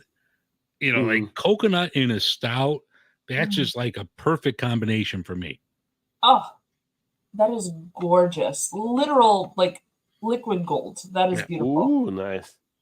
You know what's funny? So Aubrey says, and I just realized I've been saying this word wrong for a number of years. But he had a relative moved back near, and I used to say Hofbrauhaus, but it's actually Hofbräuhaus. Hofbräuhaus. So the 2 dots, it's like Hofbräu. I actually watched a video on it, and it wasn't Hofbrauhaus on how it was pronounced. It was Hofbräuhaus. That's how they were all pronouncing it on the video and stuff over in Germany. So I figured, like, I must have been saying it wrong. Well, I know what an umlaut does over an O, but I did not know what an umlaut did over an A. Yeah, so it makes it like a higher pitch type, like a Hofbräuhaus. Like Hofbräuhaus. Huh. Okay. So, but anyway, that's awesome, Aubrey. We had one, we were in Kentucky. We actually had the original Hofbräuhaus in the States, because they were tied to the family in Germany that opened it up in Covington or Newport, Kentucky years ago. But now we have spots around the U.S. But that's always a fun time to go to. Yeah. Big beers, big mugs, pretzels, dancing, chicken dance, all that kind of stuff. It's a good time. It's a good time to have a fun event. Didn't they get in trouble a couple years back at Barrel and Flow? Hofbrauhaus did? Yeah, I think they wouldn't let people into their bathrooms and shit. I didn't hear about it. I maybe controversy in Pittsburgh. Yeah, hold on. Oh, you know what? No, you're right. You're right, because Pittsburgh, because we contacted other ones and they kind of came out against the ones in Pittsburgh for doing that or whatever. I remember that now from years ago because I remember hearing about that. And I reached out to the one in Kentucky and stuff like that, and they weren't aware. But other ones have been basically they pretty much slammed the one in Pittsburgh for the way they were doing kind of stuff. Yeah. That beer is stupid good. I'm sorry. This is stupid good. Like, that's, oh my God. I'm sorry. I'm okay. Oh, Red, I understand. Senior people have it. I'm a senior. I got an AARP card. I got AARP, yeah. So I'm just saying, I'm a senior, Red. So I was a senior twice. How are you in high school and college? That's your Yeah, joke. High school I and was a college. senior Yeah. twice. I do. All right, I Red. do get regular mail from AARP. They seem to think that I'm Why? already like there. You're not. But You're not even close. Well, no, just get it because you get the free donut. They send me like tote bags and stuff. Like Yeah. they think I'm part of the club for some reason. I have Yeah. no idea why, but I do get regular mail from AARP. You for some get the reason. card and you get that old-fashioned donut at Dunkin' Donuts for free. Oh, Yeah. nice. You got to buy That a would be coffee, awesome. but you get a free donut with your That would be AARP card. awesome. I mean, seniority. I got you, Red. Yeah. Seniority. I mean, I'm a senior. Like, I go places. Apparently now I'm to that level where people are like in Baltimore. Like, I see young black guys say, "Hey, what's up, unc?" Like, I'm like, I'm not your uncle. Like, why am I? Uncle? But in the establishment, when you're older as a black guy, it becomes unc. Like, I'm not your unc. Like, why? They're like, I got one guy call me double OG. Like, how am I a double OG? How did I get to a double OG level? Like, how old are you gonna be for that? I love that so much for Like, you. I was like, how am I a double OG? How's that even Yeah. happen? Like, is that a great grandpa or something? That's not me. So, yeah. Hey, I've seen you clean shaven. You have a baby face. You don't. Yeah, when I say it all off and stuff, like people like, yeah, I'm like, You got a baby face. yeah. But it's funny just being like older and stuff. Is just like, you know, but yeah. The old thing is more of a respect type thing. With the double OG, I'm like, hey, you're pushing it now. Yeah. You're pushing it at the double OG. It has been 8 months since I've been carded, and I'm not happy about this. I want to be carded more often. My wife still gets carded. She's only a couple years younger than me, but she gets carded. I will say the last she gets a tickle out of it when they ask her. The last 2 years or so, I have started like showing more of the age. Like I have at least 7 more gray hairs in the last 6 months, and I'm like, I know it's coming. I know it's coming. Yeah. It's Well, it's funny. When I was down at Virginia Beach last weekend. I was talking to one of the bartenders stuff when I was drinking at the bar because that's what I do. I'm sampling. I'm finding out the best beers for you guys to enjoy. So I'm at the bar. Research, yeah. And she's like, "Oh, you must be really wise. I see all the gray hairs on your arm." I'm like, "What the fuck is that? Yeah. Where did that come from? Like, who does that? Like, I've never had a line where the gray hairs on the arm. Like on the head, I you can work get for tips. Yeah. Like, how are you on the arm right now? Like, how's that arm on the arm? Oh yeah. That's how we tell age now is right here. Yeah. I was like, oh, you got jokes. You started laughing and stuff, but it was like, who does that on the arm and stuff? Which I do have the gray hairs on the arm, which they kind of do piss me off at times. But I'm like, who does that? Like, that was actually, pretty funny when she did it. But I was just like, what? Yeah. 2 hours and 1 pair of tweezers, you'll be solved for that. Yeah. Like, go back home, get the shaver, and I gotta shave the arms, The hopped up said, no tip.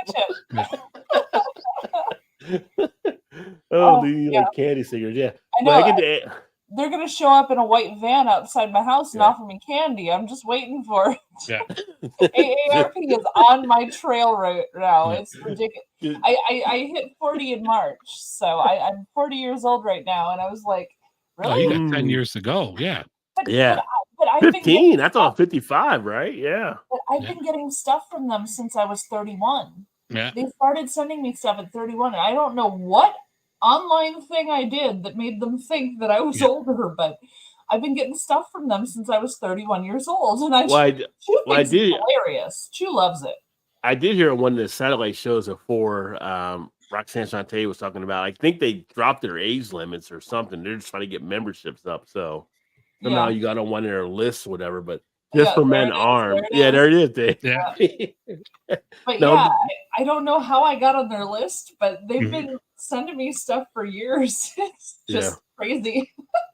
Well, it's funny. I haven't renewed my membership yet because I got a new thing. I'm like, when you renew, they offer you gifts to renew. So I'm like waiting to see to get. They just sent me something for a charger I actually need for my USB, all kind of stuff. I'm like, okay, I'll renew now because Because they were sending me like some shit to put in the back of the car for your cooler. Yeah. Like I got Cart tons of those. organizer. Yeah. I don't need those. I got tons of those. Like, yeah, but okay, now you got me something. So I'll renew for $12 to get this little thing that gets sent to me. So I did it when I first signed on. They sent me a little Bluetooth speaker to put into the computer. I can use a little speaker. Yeah. Yeah. Sure. Yeah. Why not? Have It's you into ever a cruise ship. used them for travel? I don't think I've used them for travel because I've had other discounts, but yeah, but like, you can use them. They got a website with Expedia. It's like Oh. expedia.aarp.com. And you have to plug in your AARP number, but you get some decent deals. Like we've used them a lot and like save some good money on like hotels and cars and shit. Okay, well, I'll check that out. I was just thinking Bob Evans to use them for, but yeah, I'll check out that too. Bob Evans for the win, gotta say. Oh, Rod, I actually have a thing to tell you. Our car died. What do you mean it died? Like you're just kaput? Yeah. So yeah, we had a 2012 Dodge Journey, and that vehicle has carted around more beer than most civilian vehicles ever will. But yeah, our car, the head gasket blew. Oh gosh. And unfortunately, the fix itself is worth more than Yeah, I the was gonna say car. how much is the fix? Because the fix has to be like Well, I mean, a kinda head crazy. gasket's going to be between $2,000 and $6,000, and I can't. You're like, you might as well just spend go that ahead. on a Yeah. car that's 2012 with 172,000 miles on it. So our car died completely.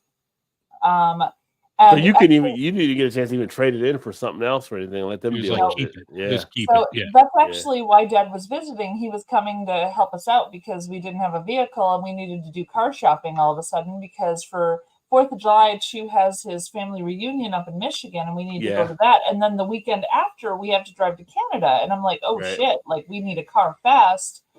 So Dad came up to help. That's I mean, part of it was Father's Day and his birthday was the week before, but also like happy birthday. Yeah. Yes, happy birthday to Pops.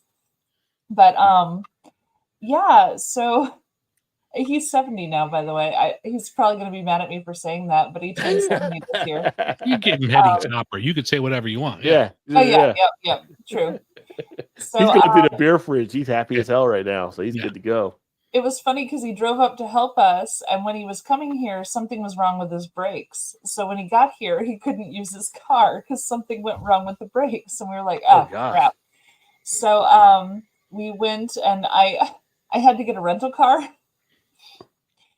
The place I went to, I had made the reservation early in the morning, and at 1:00 or something, we were supposed to be there at 2:00. I was taking a lift over to get a rental car. They called me while I was in the lift over, and they said, "Oh, we don't currently have any cars like what you asked for." I was like, "Well, it's funny because your website said those were available, and that's what I tried to reserve." And they said, "Yeah, right now we only have 2 things." And I said, "Okay, what are those?" And they said, "Well, one of them is a Ford Transit 10-passenger people mover van. And the other one is a pickup truck." And I said, "Can either of them carry 3 people at a time?" And they said, "Well, yes, both of them can." And I said, "Okay, well, I'm in the lift on the way already, so can I look at those?" And they said, yeah, that's fine. So we ended up going with the pickup truck, and it's one that has the 4 doors, so you can fit, yeah. I right now, as a 170-pound, 40-year-old woman, am driving a brand new Dodge Ram 1500, 8-cylinder, bright red, ginormous fucking pickup truck. I look like I'm going to my next construction site in this sucker. I mean, if you were in Kentucky where I used to be, you fit right in. Just throw some boots on and a hat. Yeah, you're good to go. Get as much in the suburbs, to be fair. So, luckily, Dad taught me to drive in a pickup truck. Now, it was a Ford Ranger, so it was a much smaller one, but it was still a pickup truck. So I'm not worried about driving a truck. That's not a problem. The distances when parking, I have to get used to those still, and it won't turn on a dime, I'll tell you what. Ooh, that turn radius is rough. But But yeah, they're cool. so I am tooling around in a brand new Dodge Ram 1500 right now. Just so Got you the know. windows rolled down, listen to Yeah. some Bob Seger. Oh yeah, Yeah. yeah, you gotta, right? Yeah.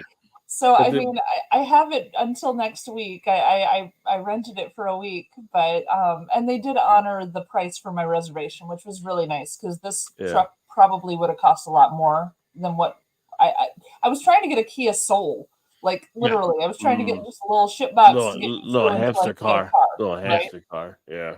So But the cool thing about having a pickup truck is like you can always get out and be like, what we got going on here? Not here, but cheer. And nobody's gonna say anything because you're in a pickup truck. So yeah, it's just really funny seeing me tooling around in this ginormous truck. It's made for towing. Like it's made for heavy duty stuff. And I'm just like, wow, there are so many buttons for trailer and four-wheel drive and all this stuff. I'm like, I don't need any of that right now. So Hopped yeah, up I thought just you for found men. that interesting.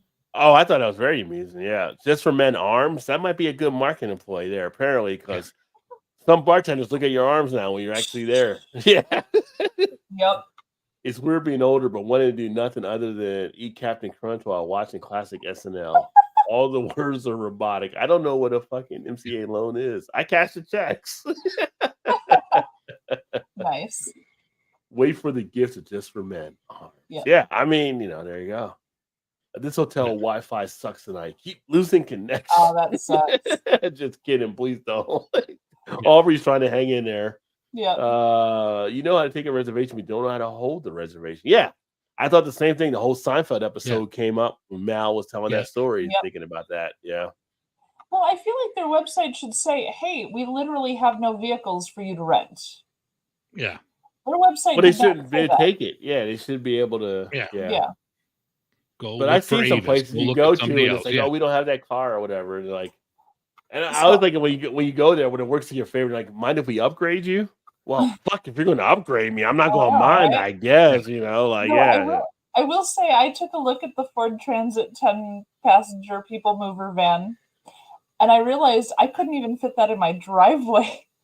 It would have been out in the street. I was like, no, I can't use that. But the truck does fit in the driveway, so we're safe. But I was just like, what the fuck? But the 10-passenger van would have been fun to drive around the schools just giving out candy and see who notices. Yeah. No, it has windows. You're allowed to give candy from the ones with windows. Okay. If they don't have windows, that's the ones that you're not supposed to give candy from. You could have gone between like hotels and got tip money. I know, right? Put a paper over the windows and they're like, who's in that van? Like they're giving out candy. But yeah, so it's just kind of funny because this truck, it's almost, well, not with my spine the way it is, but you almost need a running start to get up into it. Yeah. Because it's so high up off the ground. And I'm like, they didn't give you a step or anything. There's you get a little stool really or whatever for me to get into with my back the way it is. I'm having like a hard time. So we drive like a Grand Cherokee. Yeah. And we go to New Jersey. My mom, she's short. She's 5'3", 5'4". I don't even know. She's just short. And it's kind of like she kept saying, like, you need to get a step stool. We finally got a step stool off of Amazon or whatever. So she used to get a step stool to get into the Jeep Grand Cherokee. So it's kind of like that's what you need for some of them out there as well. Well, I'm 5'9", so I'm not short necessarily. I'm average height, Yeah. But I have to fight to get up into this car and or this truck. Like you gotta move upwards to get there. And it's been a bit of a battle, I will admit. So well, you don't have the cowboy boot, so you give it up a little bit of height. Fucking great stereo though. Gotta say the stereo in there, really good. That bass when you crank it up, that's a good stereo. That bass and that Toby Keith, it comes through. Yeah. Admittedly, I've had it on the classic rock channel since I got it. Some Leonard Skinner. Yeah. Oh, yeah. Get a little Leonard Skinner going. I've had a little Hotel California happening in there. Oh, yeah. Rolling through, playing a little Kansas. Yeah.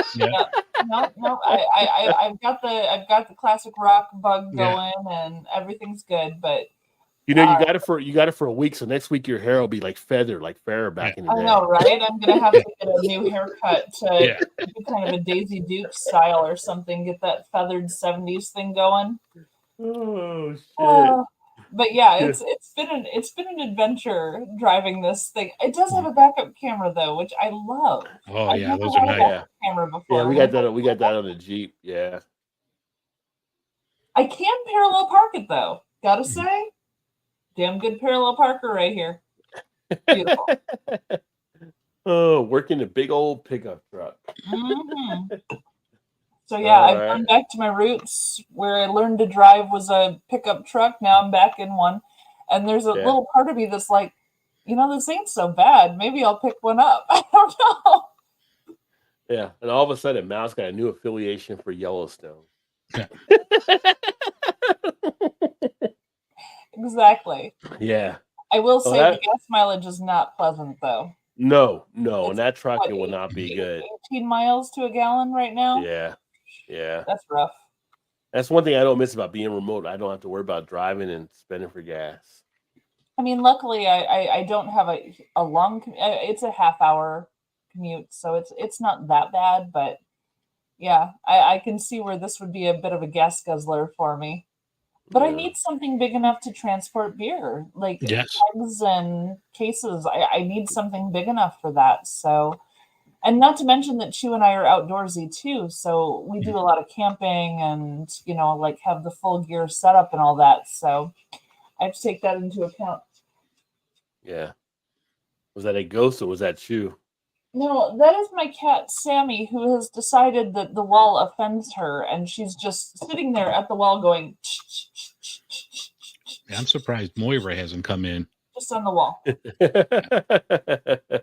She found the wall offensive and decided to scratch at it for a moment, and then she just looked at me like, what?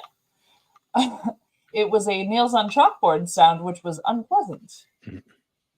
Don't do it again. Meow. All right, y'all. Well, I guess we'll go and get up out of here, 11:03. So thanks for everybody that definitely tuned in and great fun. And hopefully next week, Mal will have a new car she'll be telling us about, or Fingers an crossed. idea of a new car. Yeah, she might have the little hamster car there from Kia. Was it Soul? No, you were just trying to rent the Soul. You don't want a Kia I was Soul. just trying to rent one. I just Yeah, needed yeah. something to get me around until I could actually shop and find another car, right? Yeah. So yeah, but I happened to get a ginormous pickup truck. Yeah. I feel like I'm late to my construction site right now. Well, unfortunately, yeah, that sucks. So It's kind of fun to drive. I haven't driven one in a while. yeah. With that being said, we will get up out of here. Thanks for everybody that tuned in. Make sure to check out Dave here, Beer in Front, at some point now, and Perfectly Me Crafts. But she's here on Thursday nights with us. Yeah. But Yes. I think There will be a some day where I point- get the channel back going. I swear. It's going to happen. I just don't know how or when. it'll that is probably my be footage. It'll probably be footage from us getting together next month up in Yeah, Ontario. it'll probably be Right. that. Yeah. No, That'll be an easy way to do it. Yeah. I haven't even posted my footage from the Chicago one yet. I need to post that. That was up last to the year. event. I know. I haven't posted it yet. I still have all that footage. It's terrible. I don't even know what to tell you on that because that I was a while know. ago. I know. It's terrible. I'm going to have to lead up to the event in Ontario for that. Like, put all that out just before or something. Remind everybody how fun it was just before we all get together. Right. Yeah. That being said, we'll sign off. Give me one or two. Three. Two. No, one or two. You can't add them together. Three. Two. Dave gave me two already. Two. So we'll sign off. We'll sign off with number 2, and we will catch you guys next week. Yeah, is Rick there, please? Yes, it is. There have been many times you and I have gone round and round, and we've bled the same blood in the same muds. But this time it's all about business, Jack. Let's do it. You and I, Friday night, Daddy, at the Fulton County Stadium. The Great American Bash. Dusty rides on the edge of a lightning bolt with a silver saddle, daddy. Now you come on down there with your limousine and your horsemen. Bring your A-game. Yeah, is Rick there, please? This is. It's time for you to meet your maker in the American dream. Dusty Rhodes is up for the challenge. I think the American dream's barking up the wrong tree. We'll see if your blood is as red as mine, Mr. Flares. We will find out indeed, sir. That's right, find it out in Flint. You a yellow dog. You hung your phone up on me. May I take a message? Yes. Tell him this is Big Dust, the American dream. Big Duft, the American Dream? Yes, ma'am. Are you a friend of his? More of a nemesis, I guess you could say. Are you Bob Klepak's friend? I do not know who this Klepak fella is. All I know is that the other night, when Rick hit me from behind, I saw where the line was drawn, and now... Friday night at Starcade! Myself! Hey! Where did you go, baby dog? That bicycle! He's got a bicycle!